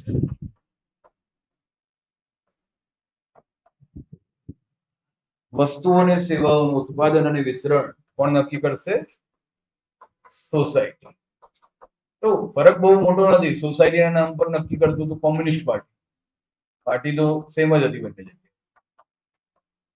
યુએસએસઆર થી ચાઇનામાં થોડું અલગ શું હતું? રાષ્ટ્ર નક્કી કરશે વસ્તુ અને સેવાઓનું ઉત્પાદન અને વિતરણ રાષ્ટ્ર. Okay, state nation has power to decide the production and distribution of goods and services. અને આમ તો હું બહુ પરફેક્ટ એક્ઝામ્પલ આપતો હોઉં છું. પીએસઆઈઆર માં બહુ પરફેક્ટ એક્ઝામ્પલ છે કે ગાયનું એક્ઝામ્પલ, બરાબર, જેનાથી ખ્યાલ આવે કે દરેક દેશ કઈ રીતે ચાલતો હોય છે. યુએસએ આજે સુપર પાવર, ઓકે, જગત જમાદાર, અંકલ સેમ. કેમ છે? કારણ કે લિબરલિઝમ છે, માર્કેટ બેઝ ઇકોનોમી છે. એનો એ સૌથી મેઇન આઈડિયલ સ્ટેટ છે કે બધા જ આગળ વધવા માટે મહેનત કરે તો જીડીપી ગ્રોથ રેટ ખૂબ વધે, બરાબર છે. તો એને કહેવાશે માર્કેટ બેઝ ઇકોનોમી. તો યુએસએ કઈ રીતે ચાલતું હોય? તો યુએસએ, જો એ આખું ઇકોનોમીનો બેઝ તમારા માઇન્ડમાં ક્લિયર થઈ જાય કે યુએસએ ની અંદર સૌથી પહેલા તો તમે એનિમલ હસબન્ડરીનું કામ કરો છો. તમારી પાસે 4 ગાય છે, તો દેશમાં લિબરલિઝમ છે, દેશ પ્રમોટ કરે છે ઉદ્યોગો. દેશ શું કહેશે કે તમે સસ્તામાં લોન લો, ઓકે, 1%, 1.5%, મહેનત કરો, લોન લો, ઋણ લો, મહેનત કરો અને શું કરો? પ્રોફિટ પ્રાપ્ત કરો. પ્રોફિટનું રીઇન્વેસ્ટમેન્ટ કરો. લોન સરકાર આપે છે બેંકો દ્વારા, ઓકે, તમારો લાભ છે એ તમે ભેગું કરો, સેવિંગ કરો અને બીજી 16 ગાય ભેગી કરો. આમ તમારો પ્રોફિટ તમે 5 ગણો કરો. એટલે 4 ગાયનો પ્રોફિટ હતો, હવે 20 ગાયનો પ્રોફિટ પ્રાપ્ત કરો અને આગળ વધો. આને કહેવાય યુએસ કઈ રીતે ચાલે અને કેમ યુએસ આજે સુપર પાવર છે.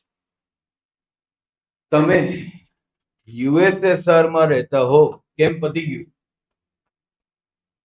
તમારી પાસે 4 ગાય હોય, રાત દિવસ મહેનત કરીને તમે બીજી સેવિંગ કરીને રિસ્ક લઈને 16 ગાય ભેગી કરી. તો કોમ્યુનિસ્ટ પાર્ટી વાળા આવે અને 16 ગાય લઈને જતા કે અમે આ 16 ગાય, ઓકે, આ રીતે તો સમાજમાં અસમાનતા ફેલાશે. અમે આ 16 ગાય સમાજમાં 4 ગરીબને ગોતીશું અને 4 ને 4 ગાય આપીશું. બરાબર છે? કેમ પતી ગયું યુએસએસઆર? એનું આ એક્ઝામ્પલ. ચાઇના માં રાષ્ટ્રના નામ પર કોમ્યુનિસ્ટ પાર્ટી કહેશે કે તમે 4 ગાયના બદલે 16 ગાય ભેગી કરી. 1980 પહેલાના ચાઇનાની વાત કરું કે તમે 4 માંથી બીજી 16 ગાય ભેગી કરી, શું થશે?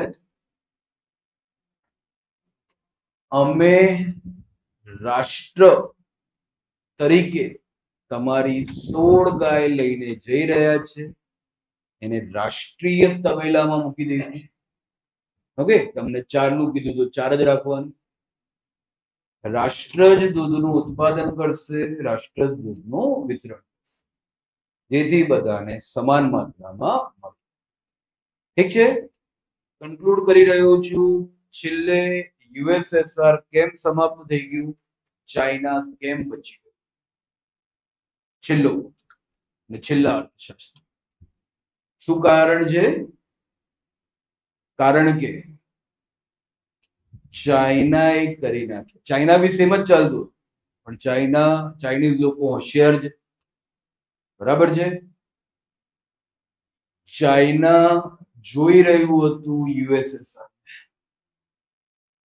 કે કઈ રીતે યુએસએસઆર ધીમે ધીમે સમાપ્ત થવા તરફ આગળ વધી ગયું છે.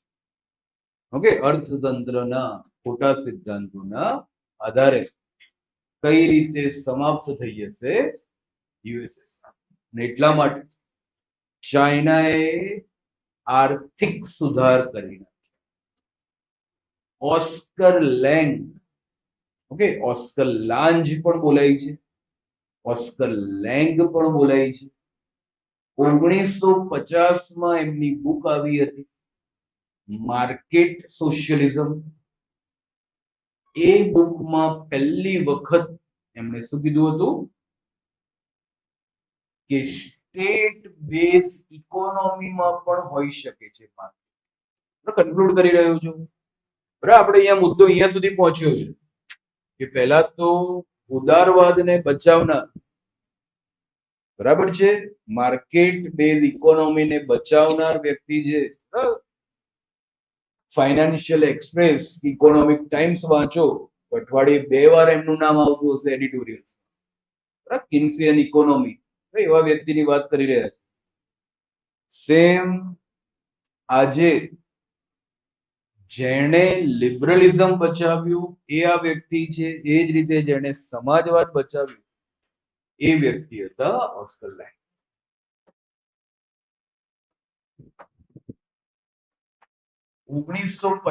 માં એમની બુક આવે છે માર્કેટ સોશિયલિઝમ.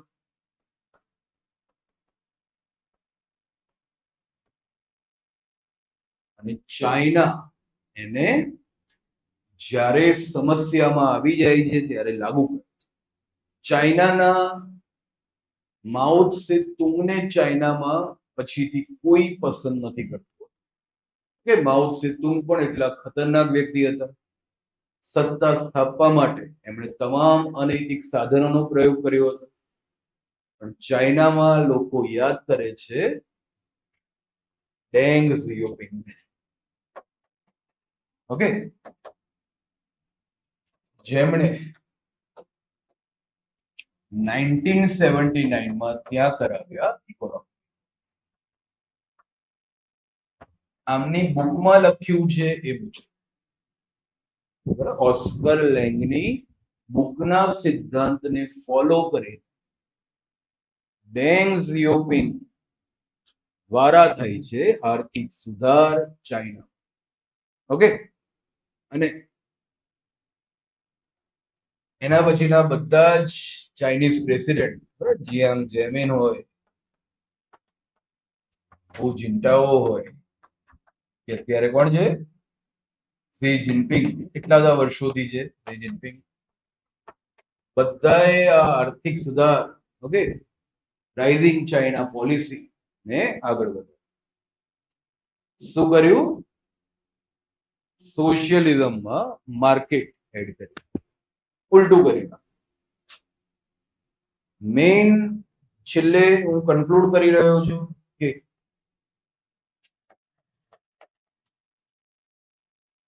બે વસ્તુ મેઇન છે. ઓકે, પહેલા વસ્તુને સેવાને ઉત્પાદન કરવું અને પછી કરવું વિતરણ.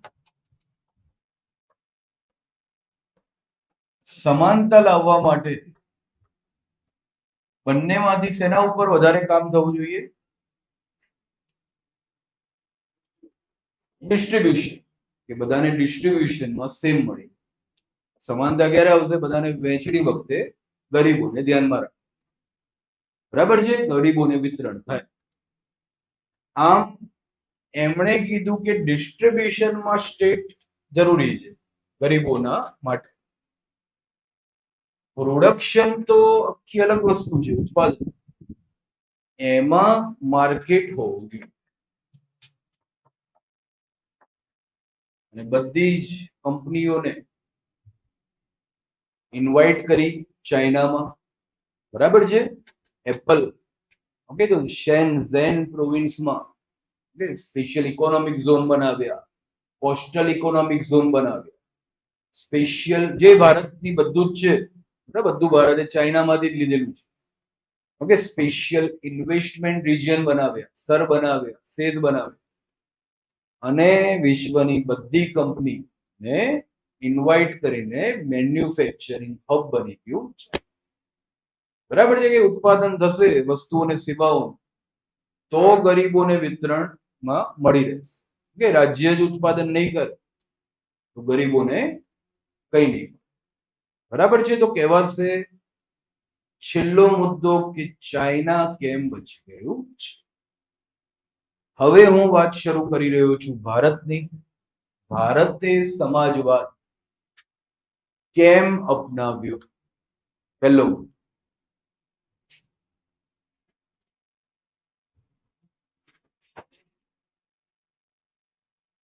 બરાબર છે. ભારતે સમાજવાદ કેમ અપનાવ્યો?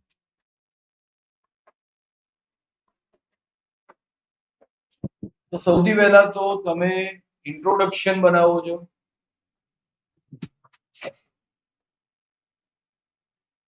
और हिस्ट्री નો તમને અગર વધારે નોલેજ છે તો ઐતિહાસિક પૃષ્ઠભૂમિ બનાવો છો. કોન્સ્ટિટ્યુશન નું નોલેજ છે તો કોન્સ્ટિટ્યુશન માંથી બનાવો છો. ઓકે, તો હેડિંગ જેવો પ્રશ્ન પતે એની નીચે તમે સ્ટાર્ટ કરો છો હેડિંગ. હમણાં જે પ્રશ્ન મેં ભણાવ્યો એ પ્રશ્નમાં સીધું તમે આર્થિક સુધારની મેં વાત કરી છે, તો આર્થિક સુધાર છે એની ચર્ચા કરો છો. તો પહેલા તો આપણે પ્રશ્નને જ ખોલીએ કે આર્થિક સુધાર બાદ ભારતનું મિશ્ર અર્થતંત્ર ઉદારવાદ તરફ આગળ વધ્યું છે. ઓકે, તો અહીંયા પ્રશ્ન જ બહુ જ હાર્ડ પ્રશ્ન છે.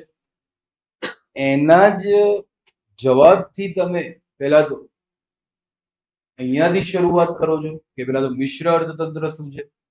બે ત્રણ રીતે આપણે મુદ્દાની ચર્ચા કરવા હું જઈ રહ્યો છું. કે સૌથી પહેલા તો જેવો પ્રશ્ન દેખાય એના પછી શું બને? હેડિંગ. ઇન્ટ્રોડક્શન એક હેડિંગ બન્યું. હિસ્ટ્રીનું નોલેજ હોય ત્યાંથી હેડિંગ બનાવ્યું. ત્રીજું, બંધારણનું નોલેજ હોય તો ત્યાંથી હેડિંગ. અહીંયા આગળ હું ઇન્ટ્રોડક્શન એકદમ સિમ્પલ બનાવું છું, પૂર્વ ભૂમિકા. ઓકે, પૂર્વ ભૂમિકા એટલે હેડિંગ આપું છું પ્રશ્નની નીચે.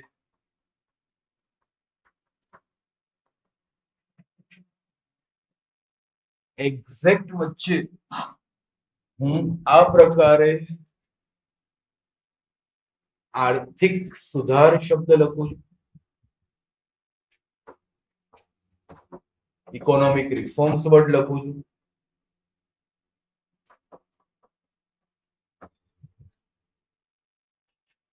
Economic reforms means LPG policy, liberalization, privatization, globalization.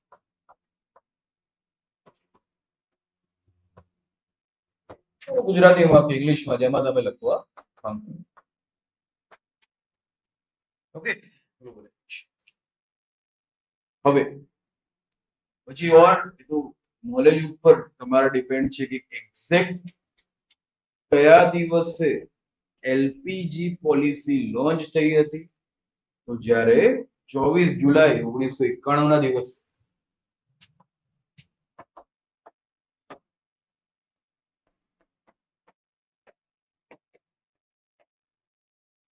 જ્યારે મનમોહન સિંહ દ્વારા, એના પછી ક્યારેય આવી જ નથી, છેલ્લી ઔદ્યોગિક નીતિ ફર્સ્ટ ઇન્ડસ્ટ્રીયલ પોલિસી લોન્ચ થઈ ત્યારે અહીંયા આગળ એલપીજી, ઓકે, આખું અર્થતંત્ર બદલાઈ ગયું. એવું કહેવાશે કે આર્થિક સુધાર પહેલા, ઓકે, આર્થિક સુધાર પહેલા, before economic reform, India was socialist. But now, after economic reforms, there was paradigm shift in Indian economical policy. Okay, આર્થિક સુધાર બાદ ભારતના અર્થતંત્રમાં આમૂલચૂલ પરિવર્તન અને ત્યારબાદ હવે ભારત उदारवादी और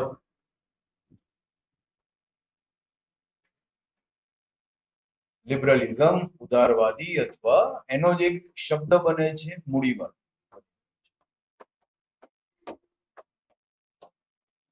ओके, कैपिटलिस्ट बनवा तरफ આગળ વધ્યું છે.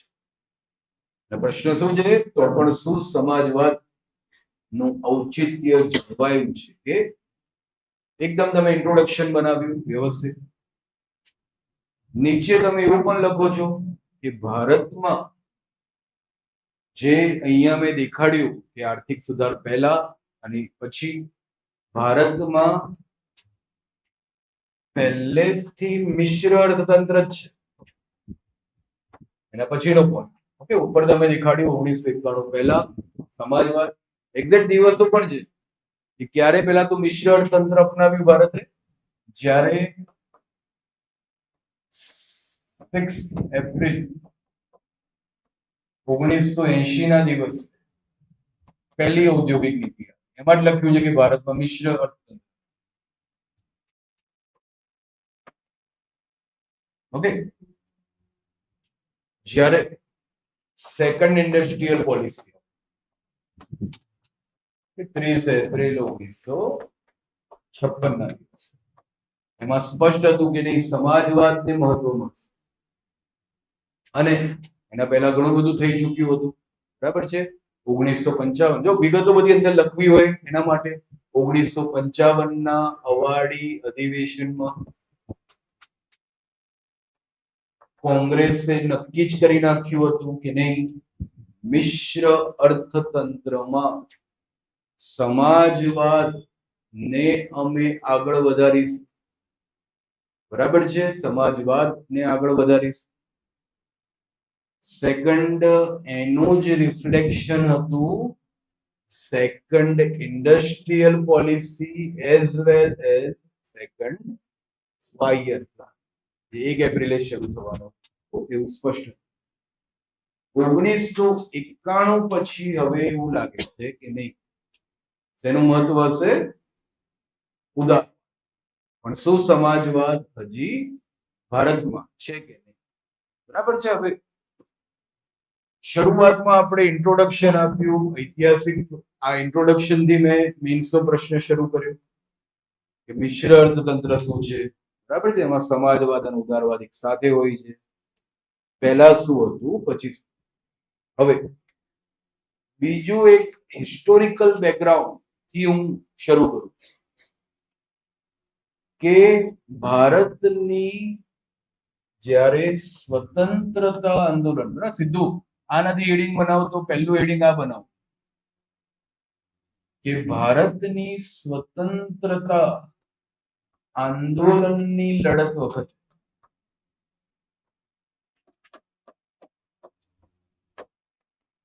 ગાંધી યુગમાં, એટલે ગાંધીજી આવ્યા ત્યારથી જ આપણે ચર્ચા સ્ટાર્ટ.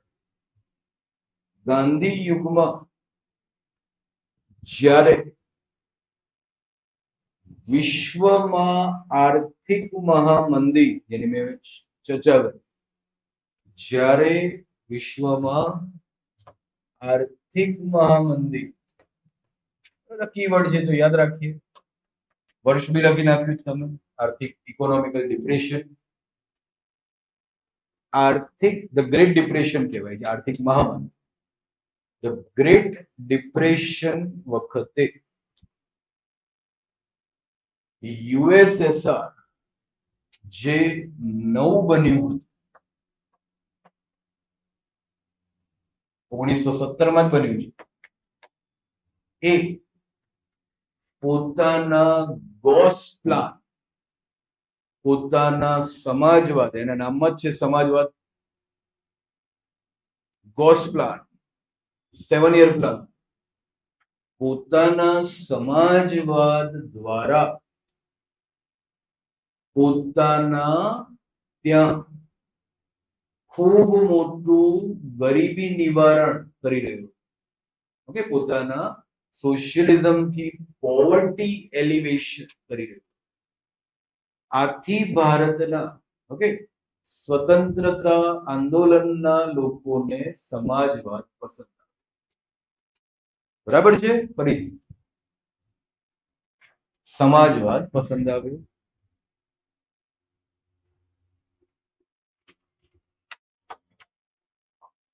સર એક લેક્ચરમાં જો કરું હમણાં અર્જન્ટ નથી ને?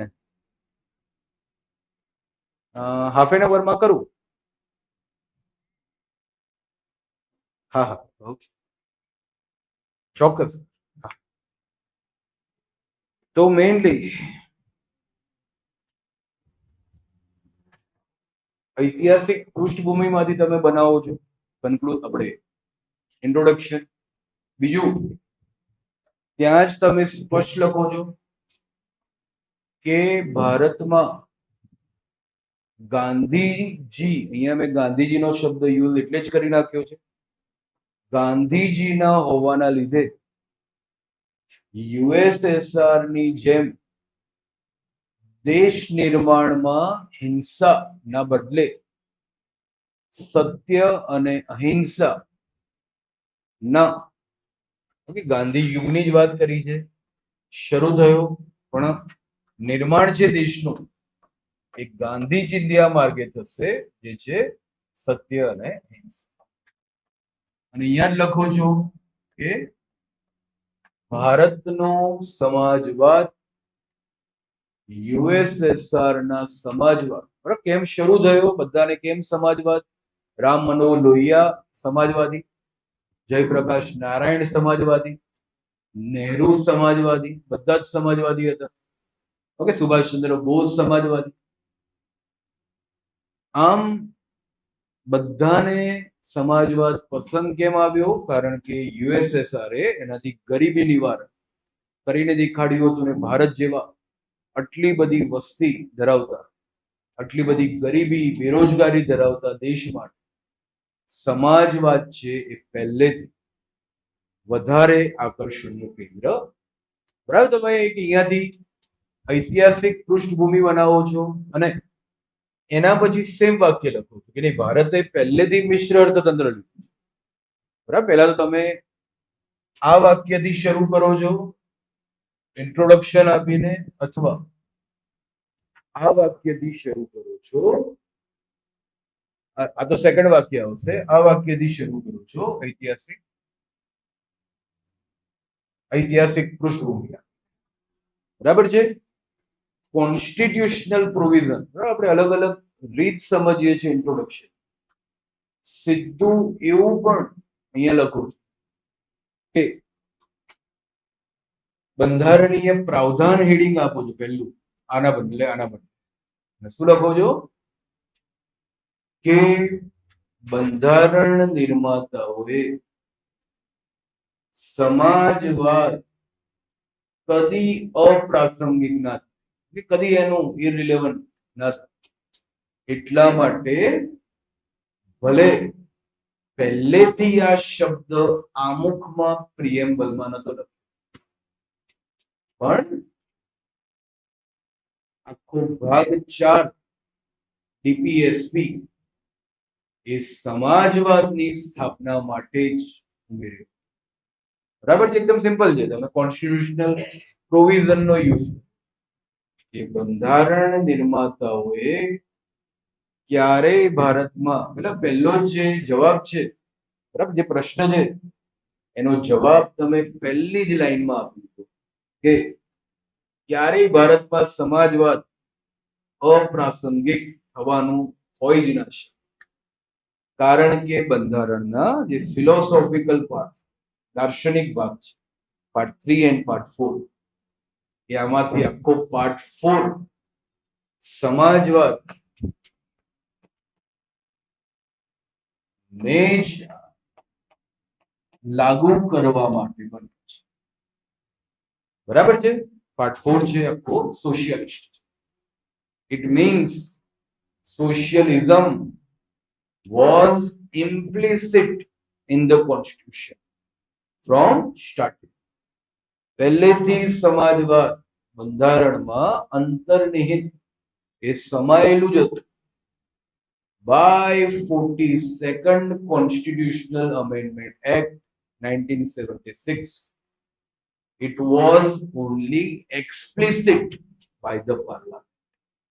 42માં બંધારણીય સુધારા કાનૂન 1976 દ્વારા તો માત્ર સંસદે આમુખમાં આ શબ્દને સ્પષ્ટ કર્યો. આમુખમાં આ શબ્દને સ્પષ્ટ કર્યો. તો આપણે ત્રણ રીતે એનું સ્ટાર્ટિંગ કરી શકીએ છીએ. કોઈ પણ પ્રશ્નનો બંધારણને લગતો કે હોય, ત્રણ રીતે એની શરૂઆત થશે. બરાબર, ત્રણેય રીત મેં ખતમ કરી છે. આગળ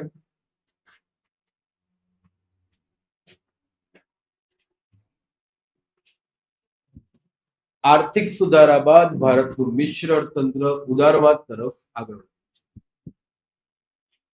ઇકોનોમીના પોઈન્ટથી હું થોડી અત્યારે ચર્ચા કરીને પછી આમુખમાં વ્યક્ત કરેલો સમાજવાદનો વિચાર ભારતમાં કઈ રીતે જોવા મળે છે એની નેક્સ્ટ લેક્ચરમાં ચર્ચા કરીશ. સૌથી પહેલા ઇકોનોમીનો પોઈન્ટ જે તમારામાંથી જ આ બંને વચ્ચેનો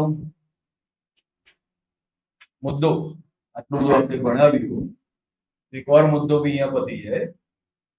શું છે સમાજવાદ અને ઉદારવાદમાં ફરક? મિશ્ર અર્થતંત્ર પહેલા આવું હતું, તો ભારતમાં શું હતું? મિશ્ર અર્થતંત્ર હવે આવું થઈ ગયું છે, તો ભારતમાં એકદમ એ આમ તો ઇકોનોમીનો પોઈન્ટ છે એટલે મારે ભણાવવાનો નથી હોતો, છતાં આપણે અહીંયા થોડી ચર્ચા કરી. પહેલા શું હતું? 1991 પહેલા એની નીચે થોડું તમારે આમ 1/3 પેજ જેવું લખવું પણ જોઈએ. ઇકોનોમી અને પોલિટીનો મિક્સ ક્વેશ્ચન છે. 1991 પહેલા શું હતું, બિફોર 1991, અને હવે શું છે?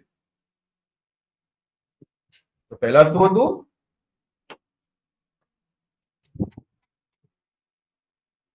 થોડું બંધ અર્થતંત્ર. ઓકે, થોડું close economy.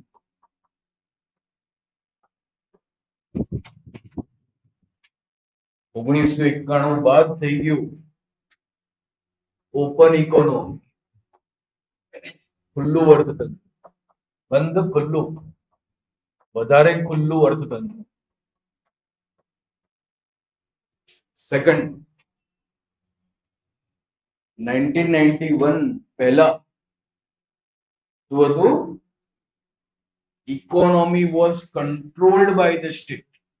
State control on economy.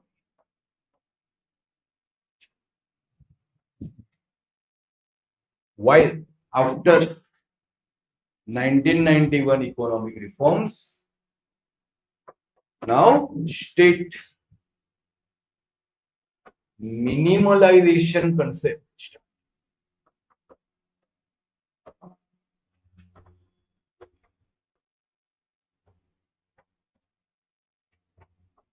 રાજ્ય ન્યૂનીકરણ ની સંકલ્પના શરૂ. સ્ટેટ કંટ્રોલ નહીં કરે, સ્ટેટ ન્યૂનીકરણ. રાજ્ય તો શું કરશે? પાછું પોતાની તરફ પોતાને પાછું ખેંચશે, માર્કેટને પ્રમોટ કરશે. ઓકે, અહીંયા બજાર નગણ્ય હતું. મિશ્ર અર્થતંત્ર હતું, પ્રાઇવેટ અને પબ્લિક સેક્ટર બંને હતું. ઓકે, પ્રાઇવેટ સેક્ટર હતું પણ નગણ્ય હતું. વધારે તો ગવર્નમેન્ટ એટલે કે પબ્લિક સેક્ટર અને જોઈન્ટ સેક્ટરની જ બોલબાલા.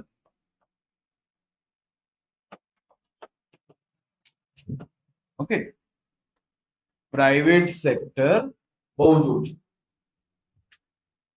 જ્યારે ઇકોનોમિક રિફોર્મ્સ બાદ રાજ્યએ શું નક્કી કર્યું છે? બજારને આગળ વધવા દે. It means state shall work as a mediator, regulator and facilitator. રાજ્ય એ પોતાની ભૂમિકા બદલી નાખી છે અને સ્ટેટે નક્કી કર્યું છે કે તે મધ્યસ્થ બનશે,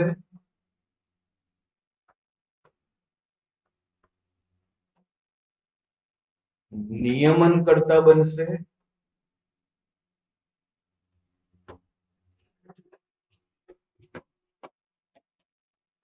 અને સુવિધા પ્રદાતા.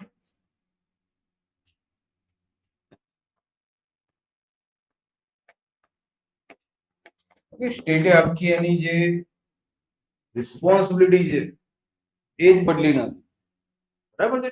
મીડિયેટર,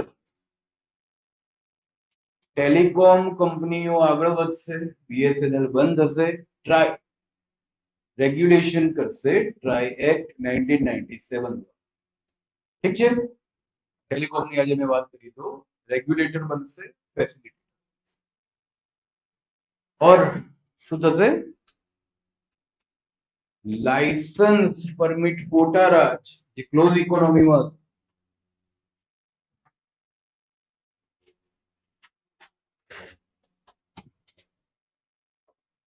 લાયસન્સ પરમિટ કોટા રાજ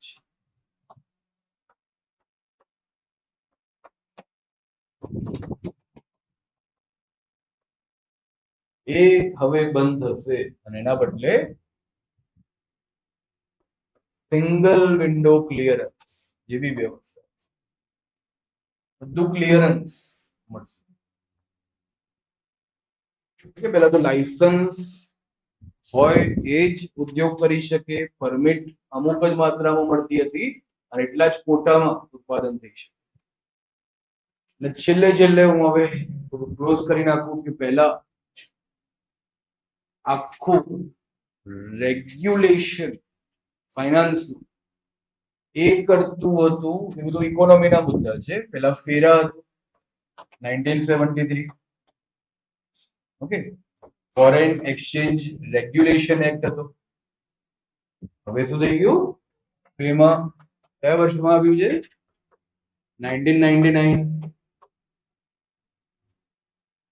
એનો મતલબ શું થયો કે પહેલા રૂપિયો રેગ્યુલેટ કરતા હતા, પહેલા હતું ફિક્સ और पेग्ड एक्सचेंज रेट रिजिम,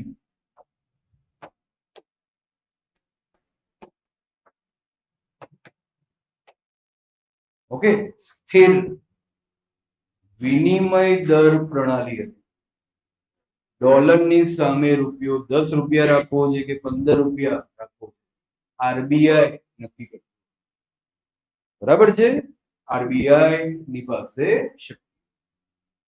હવે ફેમાં આવી ગયું managed foreign exchange management act, managed છે ખાલી, કેવો છે, ફ્લોટિંગ ઓર ફ્લેક્સિબલ એક્સચેન્જ રેટ રિજીમ છે. બહુ જ મોટું, અચાનકથી $1 એટલે 80 રૂપિયા નથી, સીધું 100 રૂપિયા થઈ જાય. $1 80 માંથી 60 થઈ જાય, એટલું મોટું ઉથલપાથલ થઈ જાય તો જ આરબીઆઈ ખાલી મેનેજ,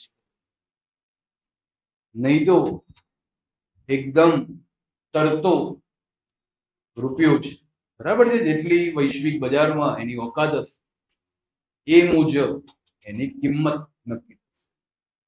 તો પહેલા હતું ફેરા રેગ્યુલેશન હતું ફોરેન એક્સચેન્જ, હવે થઈ ગયું ફેમા મેનેજ ફ્લોટિંગ और फ्लेक्सिबल एक्सचेंज रेट रिजिम, विनिमय दर.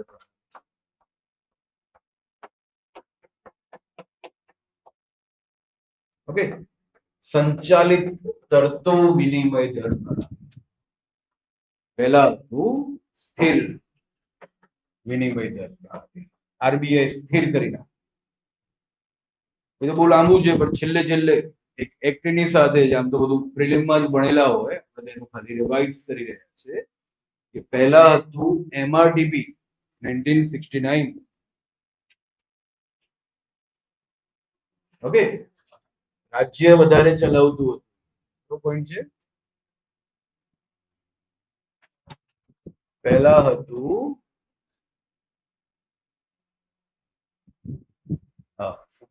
એમઆરટીપી, એમઆરટીપી બોર્ડ નક્કી કરતું હતું, મોનોપોલિસ્ટિક રિસ્ટ્રિક્ટિવ ટ્રેડ પ્રેક્ટિસિસ એક્ટ. તો એ હતું કે નહીં, બજારમાં મોનોપોલી કોઈ ના સ્થાપી નાખે, એકાધિકાર એકાંકુશતા કોઈ ના સ્થાપી નાખે, એનું ધ્યાન રાખશે MRTP બોર્ડ.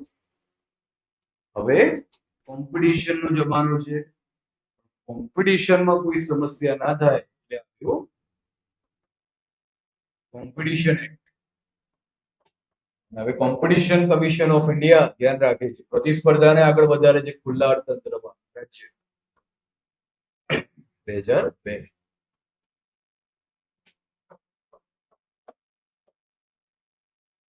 और છેલ્લે પહેલા ભારત માત્ર એટલું જ બંધ અર્થતંત્ર હતું, એટલું જ આયાત કરતું હતું જેટલું કમ્પલસરી હોય. ક્રૂડ ઓઇલ છે જ નહીં, તો કમ્પલસરી હોય એટલું જ આયાત કરતું હતું, એના સિવાય અમે આયાત નહીં કરીએ. ઓકે, વિદેશી હુંડિયામણ બચાઈને રાખીશું. આમ આયાત સ્થિરીકરણની પોલિસી હતી, import export. Import substitution policy હતી.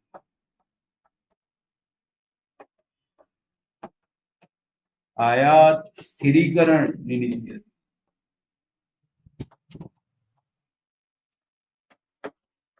કે નિકાસ કરવાની તો નવા બનેલા દેશમાં તાકાત નહીં હોય. ઓકે, વર્લ્ડની કોમ્પિટિશનમાં ઊભું રહી છે, પણ એટલું જ આયાત કરીશું, વિદેશી હુંડિયામાં ગુમાવીશું નહીં જેટલી જરૂર. ક્રૂડ ઓઇલ છે નહીં તો એની આયાત. હવે એક્સપોર્ટ પ્રમોશન પોલિસી સ્ટાર્ટ.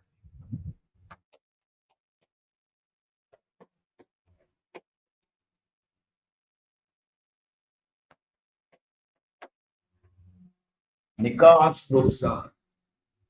ગ્લોબલાઇઝ એરામાં નિકાસ, વૈશ્વિકરણના યુગમાં નિકાસને પ્રોત્સાહિત કરીશ જેથી વિદેશી હુંડિયામણ વધે.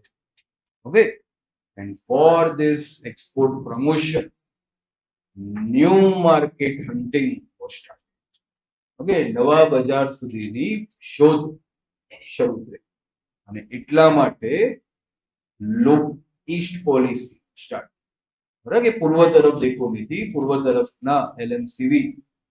Okay, Laos, Myanmar, Vietnam, Cambodia એ બધા જ દેશોને આપણે એક્સપોર્ટ કરીને પૈસા કમાઈશું. બરાબર છે, તો આપણે ખતમ કરી રહ્યા છીએ કે મિશ્ર અર્થતંત્ર. આ તો ઇકોનોમીનો પોઈન્ટ છે. આજે અત્યારે લેક્ચરમાં અમે જે પ્રશ્ન છે એનું ખાલી અડધું પોણું પેજ, બરાબર છે, કે 3 રીતે તમે હેડિંગ રીતે બનાવશો. પહેલું જેવો પ્રશ્ન પતે એની નીચે, અને એના સિવાય મિશ્ર અર્થતંત્રમાં કઈ રીતના ઝુકાવ છે એની ચર્ચા કરી છે. હજી ભારતીય સમાજવાદનું આખું 1 પેજ ઉપરનું આપણું બાકી છે. એને કંઈક કન્ફ્યુઝન હોય તો ઠીક છે, તો થોડું 6:20 થઈ જાય તો આજે થોડું બ્રેક ઓછો રાખીને બધા 6:40 સુધીમાં આવવાનો ટ્રાય કરજો. બીજું કઈ કામ તો હોતું નથી એટલે ચા પીને જવાનું હોય છે. ઓકે,